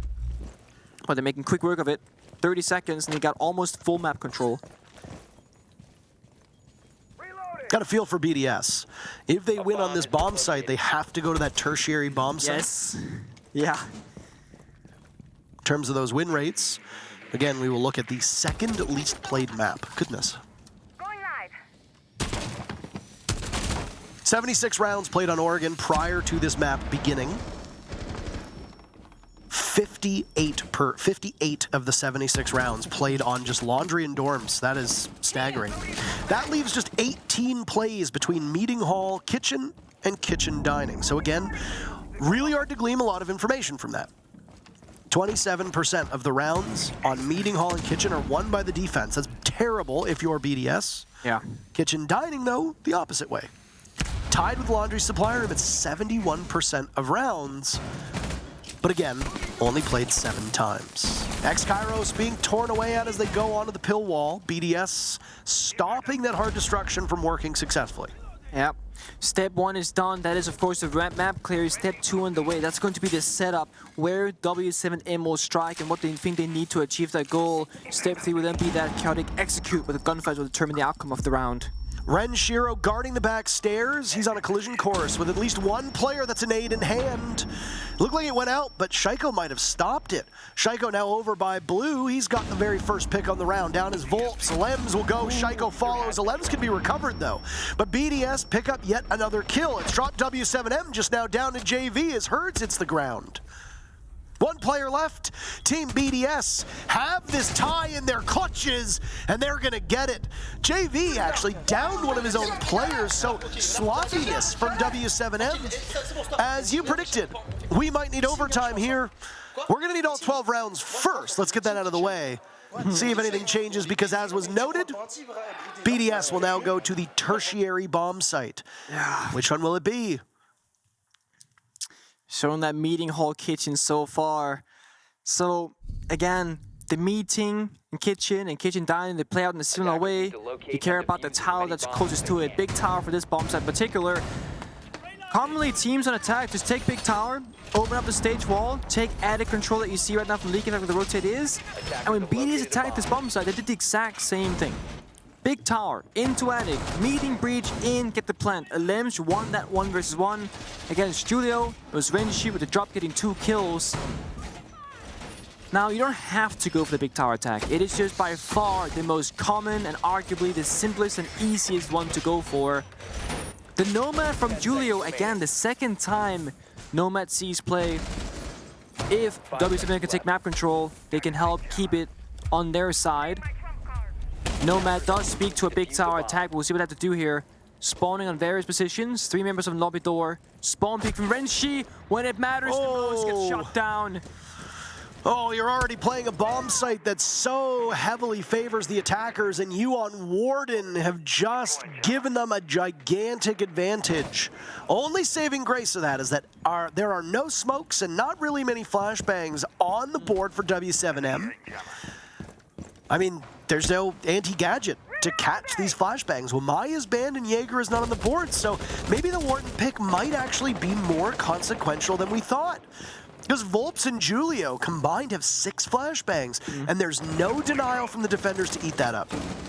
On the other hand, if Renshi had gotten the kill and not died, the value he would have gotten would be incredible. Either take out the soft breach, the grenades, or the hot breach in the round. That's huge value to be had. BDS playing from behind now.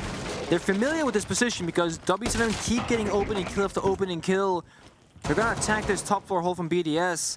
And League Effect, tough decision. Do you stick around and fight it out or fall back and stay alive? No way, Lems just watched that blow up, and there's 2 players there. Catch right into his lap. A beautifully tossed nade by Herds, bouncing off the door frame. BDS have suffered 2 blows. You gotta fight now. You absolutely have to, and EFAC decides to go for the big window. Pete gets it onto Volps. Worried about being pressured from dorms. There goes entrance for W7M. Kiba barrier will shut them down. Brede dealing some damage to Herds. This will just be simply a reflex test. Brede looks away at the last second. W7M with the 2 picks. This is their round, Nick. Shaiko 9-9. A mere mortal. Best player at the event so far, and W7M have kept him at bay. 4 players to go. I could see Shaiko pulling off a 1v2, but a 1v4 against a team like this. W7M are too coordinated, and they read into Shaiko's position down below. W7M look to continue their run in the upper bracket, and they have just secured themselves series point. LM's being picked off with this grenade right here, a round-defining moment. It leaves League Effect above alone. He aggresses forward, gets a nice pick. Then W7 they slow things down. They have 4 members from the master bedroom side, and they wait for the rotation from Brede, and they win their 2 individual 1v1s to take that round. BDS timeout. They gotta figure things out right now. Maintenant, on va juste réfléchir à ce qu'on va faire sur le prochain round. Ok? La défense top, c'est trop dur. On est nul sur la défense top. Pour moi, défense kitchen landing, jamais fait. Vu comment il dorme, on fait perdre du temps avec Shaiko, on redescend, on joue les escapes. Si vous le sentez pas, on fait la défense top comme t'as dit. Mais là, pour moi, la défense top, faut juste qu'on s'enferme kitchen. Ouais, mais moi j'avoue que c'était beaucoup de réussite. Non, mais en vrai, nouvelle défense et tout, vas-y, go. Et en plus, elle est adaptée. Hein. Tu vois ce que je veux dire? Elle est juste nulle s'ils font full small. Focus, focus, on y croit. So, I'm pretty sure what I get from that is actually they're discussing what bomb site to go to. Kitchen was mentioned a handful of times, they're picking Kitchen as well. And I think if you're having that tactical timeout, it makes perfect sense because it doesn't matter about your long-term plan of operators, of playstyle, a one-off strat, etc. What matters right now is getting to overtime. That is this next upcoming round. Now, BDS, they are in this position where they won a kids defense into a basement defense and then they lost meeting. That means that the kids defense bomb site is open once more, so that every single option open besides the basement bomb site. It's important to note because amongst those 3 options, they specifically went with the dining option instead. So this plays on the small tower, you're still holding upstairs as before, but it gives you a little bit more back control on the back side of the map because you can outplay inside of dining, you can play small tower. The bomb site of kitchen is not the center the same way anymore because meeting hatch takes over that entire bomb site. And you can of course see here from Elenge, play inside a small tower as well early on, slow down W7M's entry points, and make the top floor hold a little bit easier. Volps answers back though. Amaru quickly inside a big tower again, taking this quick map, or part of the map for W7M. He has no can opener, cannot get the attic wall open up though. He's met by 2 reinforced walls, has to go down the staircase and go through that hallway in towards kitchen instead. Or go basement. Can come up a hatch. Gutsy play. Amaru being brought out. We've seen this is what, the third Amaru so far on Oregon? Yeah. Again, for good reason. If your team is coordinated enough and can distract enough, then Amaru is extremely valuable. And here we go. Volts will go up and Brede says no thank you, but the rest of W7M want to sweep their way into this bomb site. And it's a Nook who flies under the radar to get the next pick. W7M eliminate Renshiro now. BDS fallen by 2, but they keep it close. Shaiko's still in the fray. He's good enough for 1 kill most rounds, and he's already got it. Now it's EFAC to drop Herds. The timeout seemingly working. W7M's pace a bit too quick, and not enough practice. What do they say? Measure twice, cut once? Well, it seems like they tried to cut without measuring at all. KZ picks up his leading 16th kill. We said in the in-between before rounds here, having people like KZ and Herds show up is enormous, and KZ has certainly done his part for this team, but he's running into too many obstacles. Shaiko gets 2 kills, and we've got overtime between these squads. Something very underrated in that round that might have gone unnoticed. Elemj, he had arguably the most difficult decision to make of this entire best of 3. His teammates are dying on the bomb side, and he thinks there might be a person outside a small tower holding him stuck. If Elemj were to go back to the bomb side to help his team not fall apart, he would have died for absolutely free. But he stuck around for 40 seconds straight, while losing bomb site control, trusting his 2 remaining team members to claw it back. And because of it, he was keeping one member of w7m stuck outside the small tower, doing nothing to help his team maintain that control. Elemj making the right choice for his team. BDS, they claw it back. And we are indeed entering overtime. It's 6-6. BDS, they start on defense, and w7m start on attack. Just as BDS took their timeout in the previous round, it allows both teams to speak to their coach. How about back-to-back timeouts? Yeah, that doesn't happen very often. Does not. Especially not as close to a map end as this.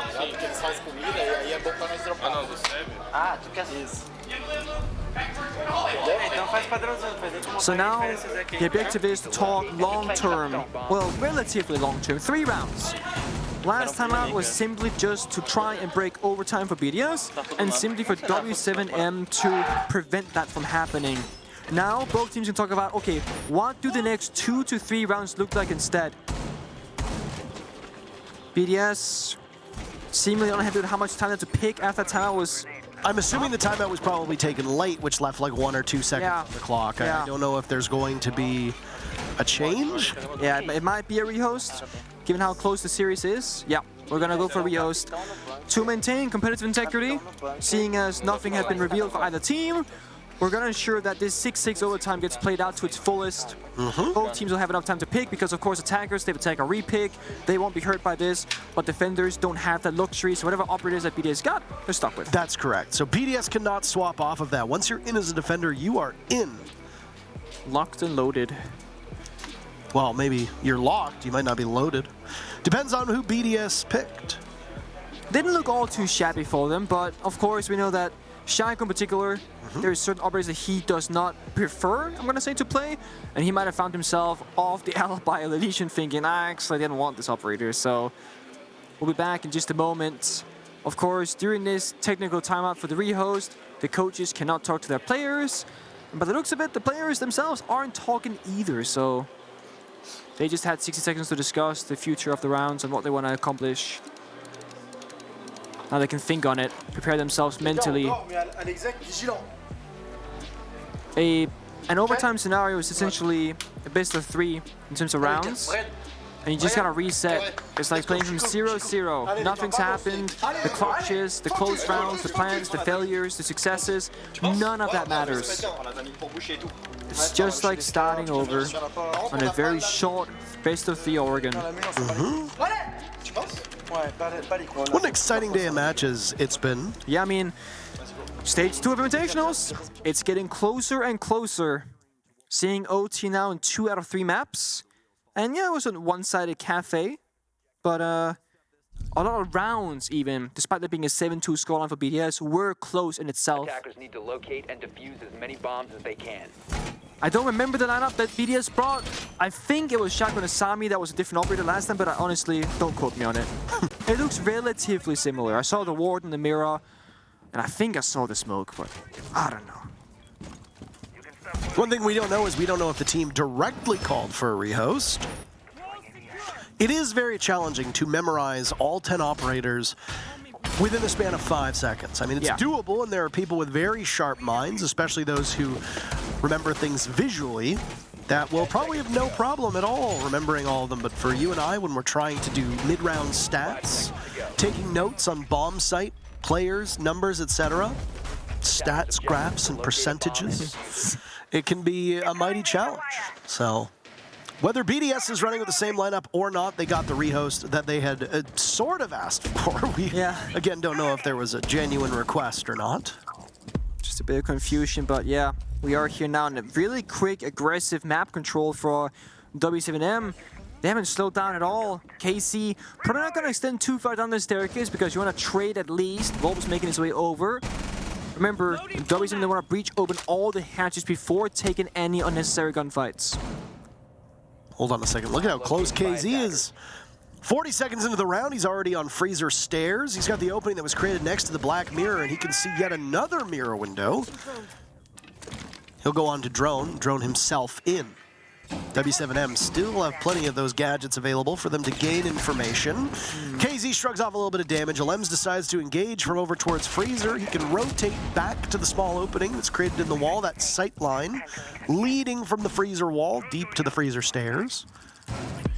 The last 2 rounds, BDS defended this bomb side. w7m attacked the back, and it did not work out for them. And it's the same scenario. Mirror windows covering the front, the guns favoring the back. Shaiko on the Asami this time can cut off lines of sight, keep himself and Renshiro safe in this pillar position. Alems, he's the middleman in the hallway. But it's w7m who has to strike first. I like that play on the Azami to get the Kiba barrier up. Block a sight from box upstairs. And that hatch by stage into blue. Just a little bit of added protection. And if w7m don't want to attack blue, which is entirely possible, they decide to opt out of it, then that's going to be a very strong spot, a powerful position for somebody like Shaiko to play off of. KZ abandoned Freezer, will go towards the hatch that looks to be over top of Freezer. Gonna pop that line, drop the hatch, take the fights, but no one's really there from BDS. It's timing based.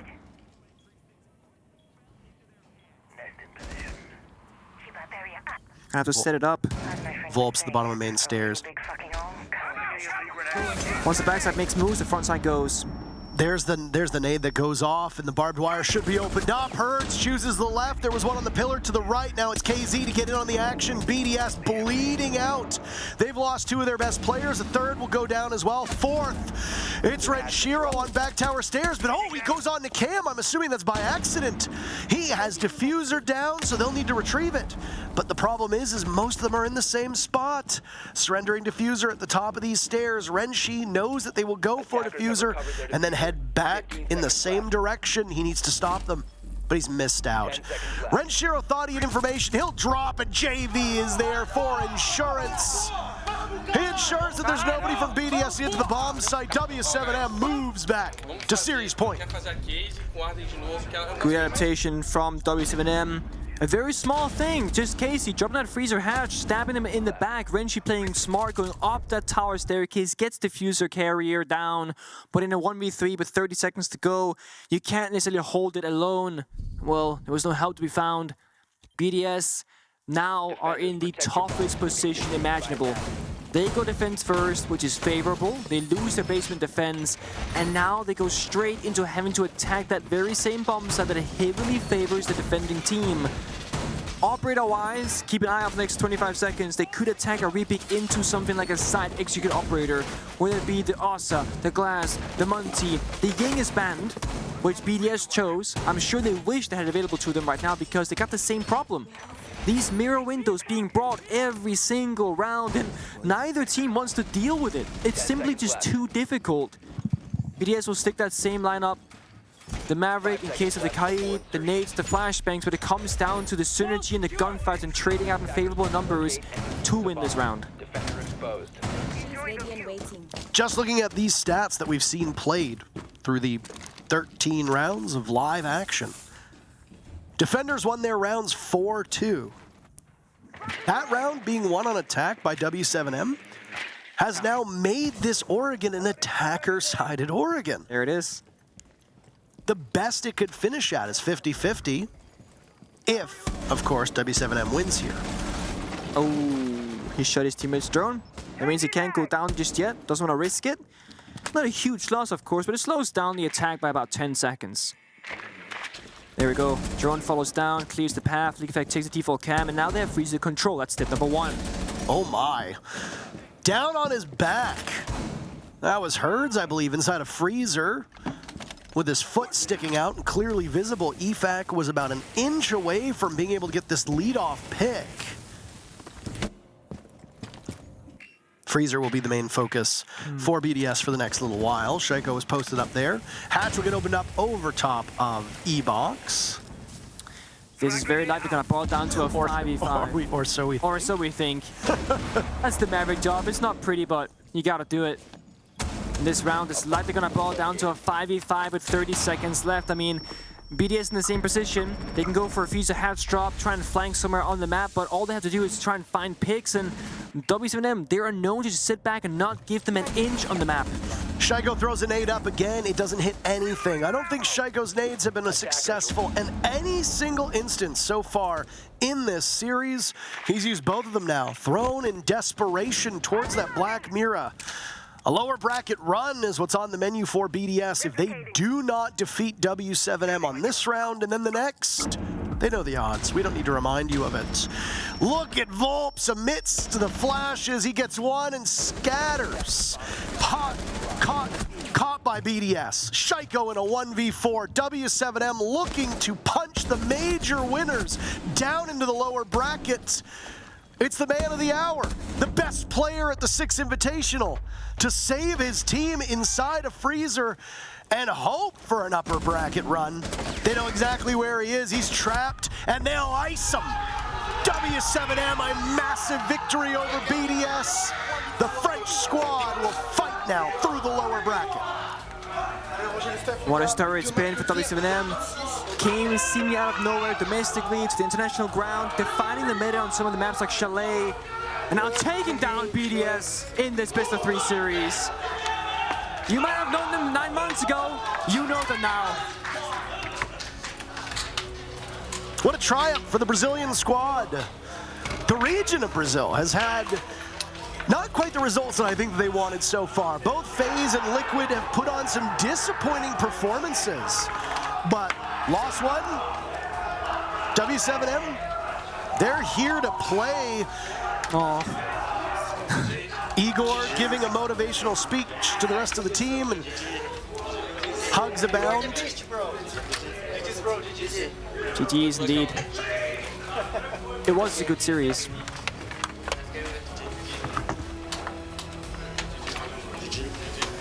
Always amuses me to see the Brazilian players in shorts. I get it, but it's freezing cold.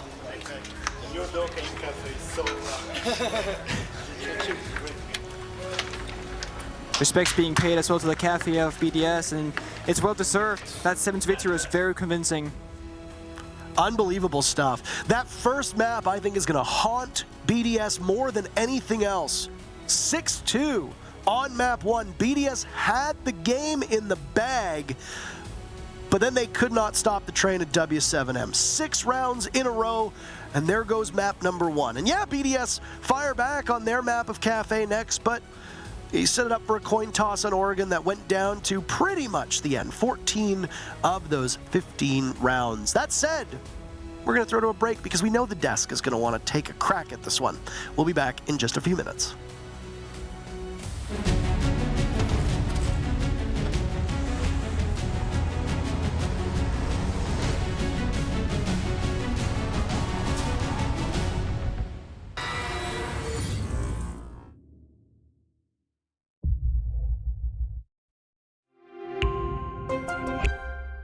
I'm Nicholas Morton, but you know me as Pingu. I'm a 2-time Rainbow Six Siege World Champion and former top Rainbow Six Siege player in Pro League. Welcome to my Siege Ranked Bootcamp. We're talking 20 seconds left on the clock, you got the diffuser in hand, what do you do? Play the way that you're comfortable with, because you have confidence when you're in this position. That is when you're gonna be at your very best. Good luck.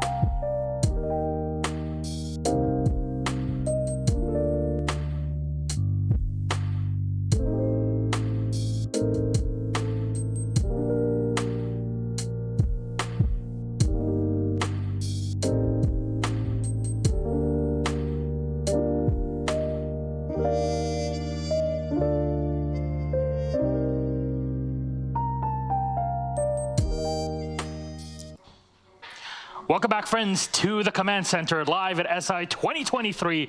I'm Alex Dominic, your host, and joining us, victorious from their matchup for Dark Zero versus Sonics, is Big Bad Canadian, Bro Canadian. What's up? How you doing? Congrats on the win. Doing good. We won. So yeah, we got Koi coming up for top 6 and main stage potentially. So doing good. Of course, after a win, yeah. And Sonics, they're looking like one of the best teams here. So obviously very happy to be pulling a dub over them. All right, Jesse Jacob, hello again. You have any questions for our NAL competitor? Yeah, I think so. That was maybe one of the most stressful games I've ever had just as a viewer. Yeah. Troy, you've been around the block a little bit. I'm curious to know how, compared to some of the games that you've been in, with this one, especially map 3, Clubhouse, felt like every single round's come down to a 1v1, 1v2. How did this compare to some of your other games? Was it more stressful? Was it just another day on the block? I think that was like a middle of the pack game. In terms of like my history of stressful games, that one was like middle of the pack. Like, there was a blowout the second map. The maps we won, yeah, they were very stressful. I mean, I'm exaggerating. It was very stressful, but also like I'm pretty sure every series I play at majors is stressful, and now the same with the team too. Seeing that I got the war paint there, that's from hugging the boys. But yeah, every game is always stressful like that. And that's just kind of how it is at these events, right? When you're playing the best teams, like they're gonna make you work for it. Yeah, and I mean, to be honest, it feels better winning like that. You feel like you earned it, so yeah. I mean, you're giving the rest of us heart attacks along the way, but you're still making it work. I mean, how do you think I feel? No, for real. I mean, with Gav, though, how's that going so far? You've had 5 straight series with the guys so far. The first time he's ever playing is at literally the World Championship. Give your take on what his integration's been like so far. Honestly, it's been great. A big reason why we looked at Gav and Alex, we wanted kind of a shake-up in like the culture and personality of the team. We wanted to bring a bit more energy, a bit more cohesion, chemistry, and all that. And honestly, it's helped a lot. I think Gav is a huge part of that. I think Alex is as well. But Gav's like a super goofy, happy-go-lucky guy. Yeah. Brings the best out of Rob. So yeah, he's fitting in great. He's been playing very well. I don't think, obviously, he's not dropping like the same statistics he was in CL. But I mean, he was on Mr. B's team, who's like setting him up to go absolutely nuke, and he's playing against much worse players. True. So now he's playing in our system where, you know, we have multiple people who are set up, so not everyone always gets the limelight. It kind of ends up evenly distributed. So yeah, he's going to end up doing worse in some situations, but I think he's been doing his job well. I think the first game at the very start, we kind of shook off some nerves, but that was it. I'm very proud of how he's doing for literally his first event, first Pro League match even. Like, yeah. Literally just thrown straight into SI. So yeah. You go up against Koi after this, and you know they've obviously been doing very well in their group. How do you feel about going up against them? I mean, we feel good going up against anyone. We're gonna sit down, do our prep, show up and play our game. We just, at the end of the day, like I said, I think every team that's in this tournament still is like a very legitimate threat. It's going to be nothing but good games, no pushovers. So what would you say to them? What did I say to them? Have fun, see you at the pool. I don't know. Fair enough. They've been at the pool every day. The other day, Leon and Sathis? I don't know how to pronounce it. Sathis, yeah. I ran into the elevator in their bathrobes. I had 2 cups of coffee, so I had to have them, you know, card me in to go up to my floor, and they told me meet me by the pool. So, you know, maybe we'll meet them by the pool after the match. I mean, I don't know if they'll be there though. If only they didn't put the card on there, you could have been just stuck there. That's true. Wouldn't be able to play today. That's true. Well, it was yesterday. I think yesterday or the day before. Been stuck an entire night in the. I would have been stuck with 2 scalding hot cups of coffee in my hands, just struggling. It's real dedication. Yeah. Canadian, thank you very much for joining us at the Command Center. It's an honor to have you on here, and good luck for your match against Koi. That is later on in the day, around less than 3 hours from now. It's pretty incredible. Jesse, Jacob, how about we continue on with our game? Sounds good. Why not? All right. Thanks for having me. Thanks for having us. Thanks for joining us on here. Map 1, as you'll see in our series, Kafe Dostoyevsky 8-6 for Dark Zero. A tight one, Jesse, but they won it out. Absolutely, they did. I mean, starting up on Kafe, that was obviously Dark Zero's map pick, and we can see in hindsight, if they had not won it out in overtime, would have been a problem for them, right? Next map didn't exactly go their way, but they did manage to clutch it out. Had a great time, especially especially in that first half, going in with the defense, really make sure they could hold things down. Skies, I thought, was always in really strong positions to be able to turn that one into a win for them. Felt like they were pretty confident on it, although it did take a little bit longer than maybe they would have liked. Now that we're in best of threes, it doesn't matter if it's going to overtime, okay? As long as you get the map win. Yeah, I definitely don't mind the Kafe pick if they think there were enough things that the Sonics maybe were or weren't showing in that first game against Wolves that were things that they could take and put to use in their own playbook. I love that they're still using Monty about as much as anybody else in this tournament. Seems like they're using it, maybe not as much as CAG did back in groups, but it still feels like that's a weapon in their arsenal they're totally fine pulling out. And to be honest, I was worried. I didn't think Dark Zero was going to win this thing. It looked like their attacks weren't up to pace with where they needed to be, and because Kafe is such a big map and you have so many things to clear, maybe 1 or 2 more rounds and suddenly we see Sonics actually take that and suddenly they're undefeated on Kafe through this entire tournament. But no, Dark Zero got that one done. Now going to map 2 on Border, blowout for Dark Zero. Canadian described it himself, a 7-3 victory for Sonics to take it into our third map. I was very surprised seeing Sonics with 5 defense round wins on a map like Border. Yeah, I mean, it felt like Dark Zero were really struggling with the with the intel game there. It felt like the drones sometimes were missing players they really shouldn't have been missing. We saw that one round where we saw, what was it, Grixer able to make a big flank, kind of being misdroned there. And we saw another angle as well where it felt like the drones were a bit of a problem. So that seems to be the threat in that first half. The trades were certainly really good from Sonics as well on that map. You got to give Sonics some credit in this best of 3. Obviously, we just talked to Canadian. We've been hyping up Dark Zero, but man, did Sonics not play a fantastic series here as well. And of course, Border was kind of the ideal of that. The top of the hill for them. Unfortunate they couldn't close it out on map number 3, but as far as that map was concerned, yeah, really, really strong first half there. I'll just say it. It's just a stat. There's nothing special about it. 3-game loss streak for Dark Zero on Border at this tournament. The first 2 times they did it, it was their own map pick, and now they're losing it like this against an NA compatriot. If you can take Border out of your pool for the rest of this tournament, you're probably sitting a lot prettier. You have to have other options in there that you probably prefer a lot more than Border at this rate, and now that you've got another one of these types of losses under your belt, you like anything else at this point, I'll be happy with. It's not just me and my own anti-Border bias. It's not exactly my favorite map in the pool. But as far as Dark Zero are concerned, just look at what you've done so far and look at 3 straight losses. Just do anything else at this point. That's all I ask. And on Clubhouse, there's no 2 ways around it. We were going all the way, as we went all the way to max OT 8-7 Dark Zero victory. But again, you flip a coin with a couple different temperatures and a couple different degrees here and there. It would have changed our scoreline, Jesse. Yeah, I mean, might have been just another day in the office for Canadian. However, it did feel like this game, every single round was pulling at the heartstrings. It felt like there was a 1v2 followed by a 1v1. The final half of this map was just so tense. And in the end, I think Dark Zero did get away with a couple more of those clutches than what we saw from Sonics. But Sonics certainly had a few of their own as well. That bar stage round, one of them after getting the kit down was a big one for him. So a very tense final round. I do think you've got to go through this series and you have to kind of criticize Dark Zero on their attacks a little bit. I think even on this map where they did go 3 for 3 in their attack and split, it felt like they were a little discoordinated on certain rounds. It felt like maybe things weren't connecting in the ways that they should have been. But something to look back on, right, for Dark Zero. Certainly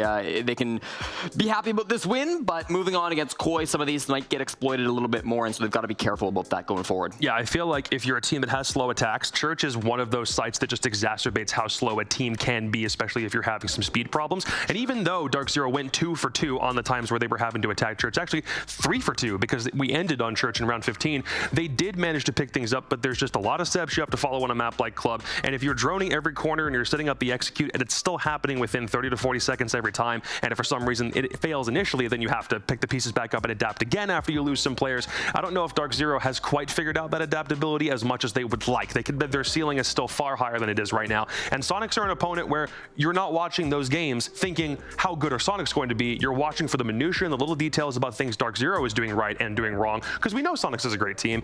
It's just a matter of how Dark Zero follows through, and they're doing a much better job than I thought.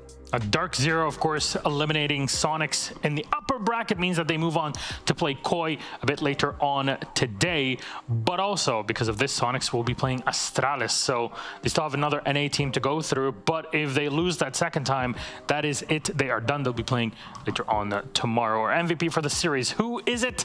And then we'll close out our post-game desk for our first one. We have another one to carry off over to Pambazu at 114 kill death ratio. That's his, in this case, it is just the rating, the player performance in this case. 67% cost, a bit low. What do you expect for an MVP? So I'm wondering where's that impact happening in other places? Well, I think he was being able to have a couple of big pop-off rounds, right? Towards the end of Border, I know Dark Zero didn't have a great time on Border, but that bathroom defense where he had the beautiful Solus flank coming up in the 2v2 to be able to stop that push coming down from Sonics, that was a great one to come in from him. Also thought the little entry happening back in round number 5 at Jim, Dark Zero. Nice for him to be able to find a couple of those opening picks. It's always kind of what his role has been, right? Being able to get there early and aggressive and find those frags to start Dark Zero off on the right foot. I thought he was doing that pretty consistently throughout this game, so certainly on for him. I mean, Skies had the highlight play. Troy had a highlight play or two. Gav was in there clutching one or two, or very nearly clutching a couple of rounds. But Panbo was just the constant presence that needed to be there, and he got MVP for it. So I'm actually very cool with that. All right, thank you very much, Jesse and Jacob. It's good to finally have us with you here. Finally. SI, but we still have one more game to close out for this part of the day. BDS and w7m just ended, so we'll be back with another interview in just a moment.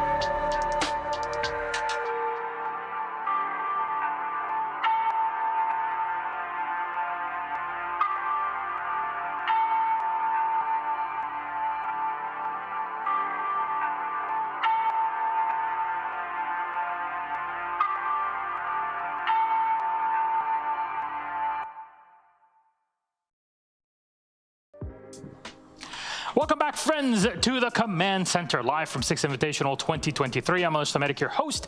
With me on the analyst desk are not just our wonderful analysts of James and Mandy, but also joining us is our winner from W7M. Representing them is Julio, a legend in Rainbow Six Esports. How are you doing? Congrats on the win. Yeah, I'm feeling really good, you know. It's always a tough match against BDS, and we face like now, you know. We thought we would face them later, but yeah, to the invitations like this, you know, all good things, all the matches are gonna face good things, inevitable.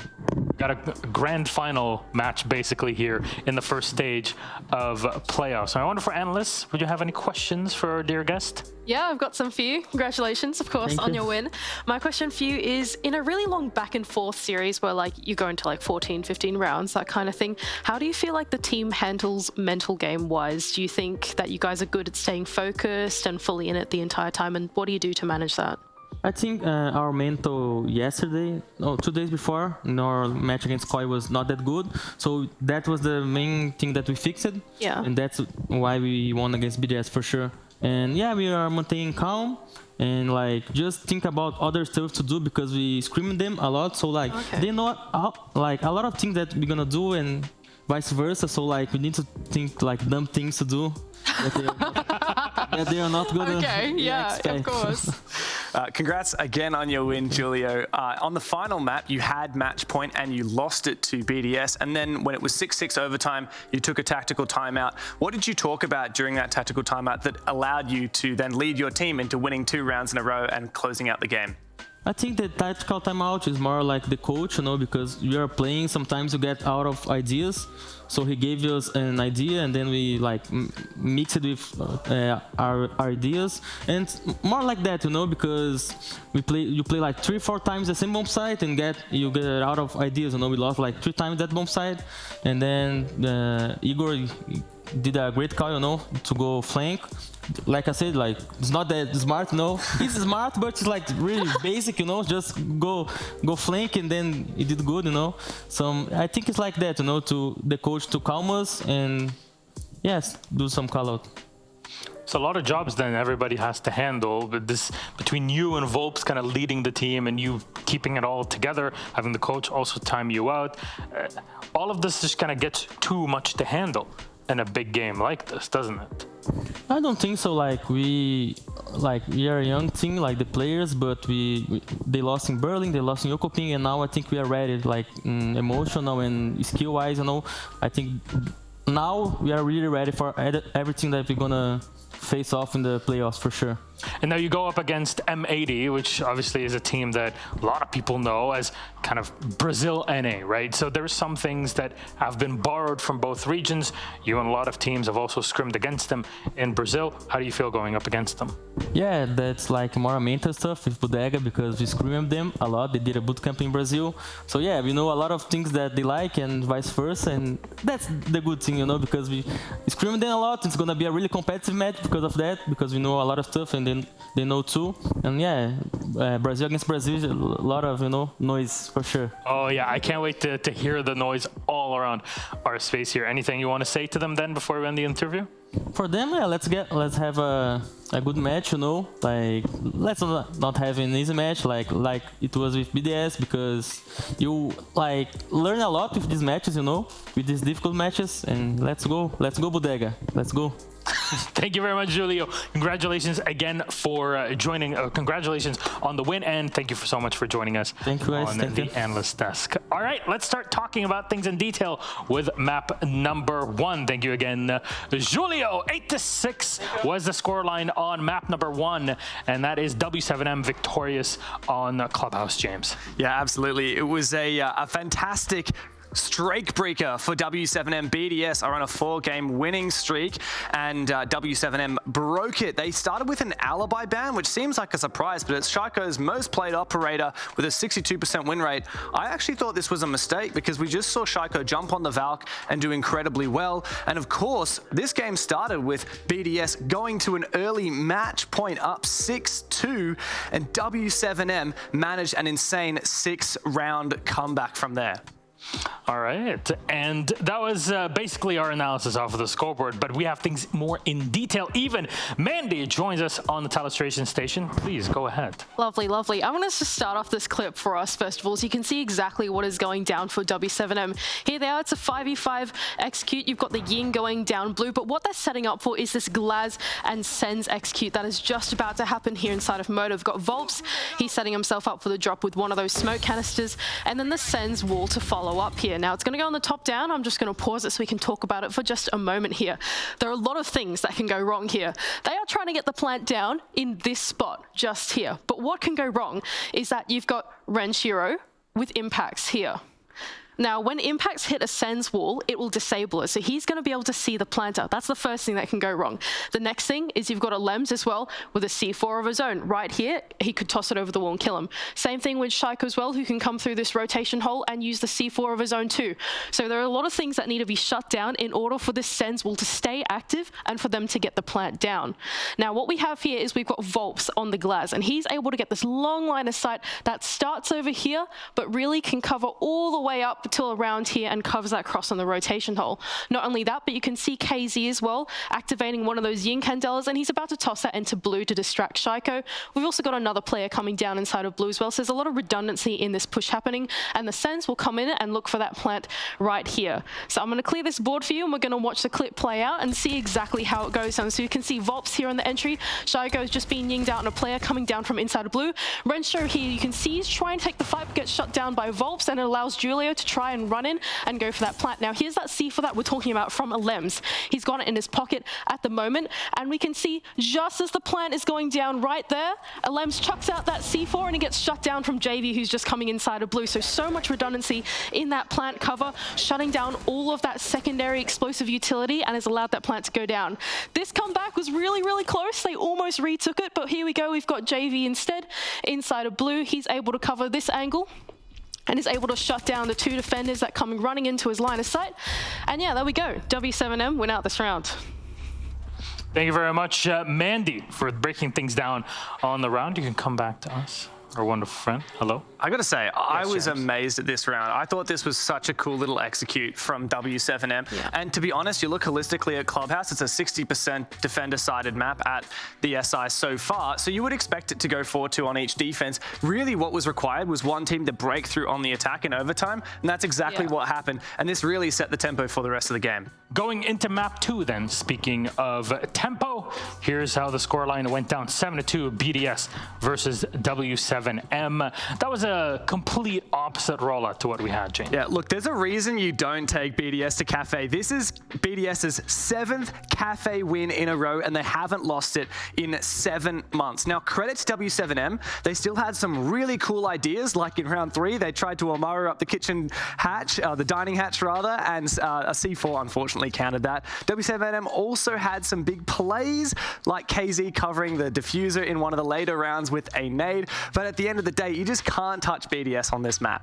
Yeah, I think the thing about this map was that BDS played the attack very different to w7m. w7m, like you said, they're looking for ideas, whereas BDS were looking to directly problem solve. They brought out a lineup that was able to clear utility, try and clear those Azami barricades, as well as that they will have had Renshiro, who's looking to try and hit the OBJ at some random point in time, just finding opportunities. It just felt like they were a little bit more ready to directly problem solve and face challenges compared to w7m. And finally, Oregon, 8-6 victory for w7m. Gotta say, you really toss a coin in this map and it can be a wildly different result. Well, to me, Oregon felt like a very similar story to Clubhouse. It was an incredibly balanced match, but I like that w7m were continuing with what I think were the two main strengths during this series, which is one, these creative ideas. Julio mentioned them when he was here in the interview. And the other thing is the huge playmaking potential. This was a playmaking series. There were 19 3Ks or better across the course of this series. What? 19. In 3 maps. In 3 maps. Utterly ridiculous. And w7m had 10 of those. It's why you're seeing players like KZ, Herds. To be honest, everyone on w7m, except for Julio, managed to get a 3K or better during that series. They weren't afraid of going for these cheeky plays, whether it's roaming in classroom, whether it's going for flanks, as Julio mentioned, they were all for it. I think the thing about the meta at the moment is it's Joystick actually put it really perfectly in a tweet. It's about pushes, gunfights, and having informed lurks. The thing that w7m do really, really well is that they have these great pre-placed drones, and then through the mid-round, they relocate their drones throughout the map, and then they're able to, as a result, hold so much of the map control, create so much different opportunity on the attack, and then as a result, they're able to just get their way into the bomb site. They're able to do a different approach every single round, and like Julia was saying on the interview, a lot of it is about innovation. It's about creating ideas and not telegraphing what your push is. It's about being unpredictable, and that's currently what the meta leans into. W7m really, really showed that in the series today. So who was our MVP for this series? I guess I'm actually going to say this is really hard. And the reason for that is because everyone on W7M played really, really well. KZ and Herds tended to light up the scoreboard more than the rest, but I'll let you roll it, Milosh. Roll it. Production, take us to it. Who is it? It's KZ. There you go. Yes, it is. 142. This is all going off of just pure stats. Plus 14 and a tight game like that is pretty impressive. It certainly is. And KZ is one of those really flexible entry players, especially on a team like W7M, where he's given so much leeway to pick the operators that he's comfortable with and is able to create his own room into the building. It's just the perfect player to have on that role. Yeah, the thing with W7M is you just got all these players that will just have rounds that they make their own, whether it's getting a 4K, whether it's getting a clutch. There are multiple players on W7M capable. KZ just happens to be one of the most consistent players in the world at fulfilling that for his team. Right, pretty impressive. Seems like we have a whole team of MVPs. If even James was thinking, oh man, it really could be anybody on here. Though, let's recap our bracket so far, because we've gone through the first 4 out of 8 matches. There we go. We are the bracket. We're the bracket. Yes, that's how it goes. Here it is. We started off with 4 challengers in their spaces. M&M will be playing OXG, Lost One versus Wolves, Koi versus Dark Zero, and M80 versus W7M. That is coming right now, actually, in just a bit. As you saw, Heroic drop to play SSG, G2 v FaZe, Sonics v Astralis, and BDS v Liquid. If you're at the bottom part of this bracket, you have 1 more life, 1 more best of 3 loss, and you are eliminated from Six Invitational. If you're at the top, great. You can still make it through with a bit of flexibility, and that's what we have here. I'm not sure if this was said on the DZ desk you did, but all of the 3rd seed teams, or the lowest seed teams in those matches we've just played before this morning, all of them won. All of them beat the teams that were seeded higher than them. That's going to tell you something about how tight our competition is. But this is it for now, and for myself for this part of the day. Jackie will come in and continue on as we see M&M versus OXG. We got him hostage.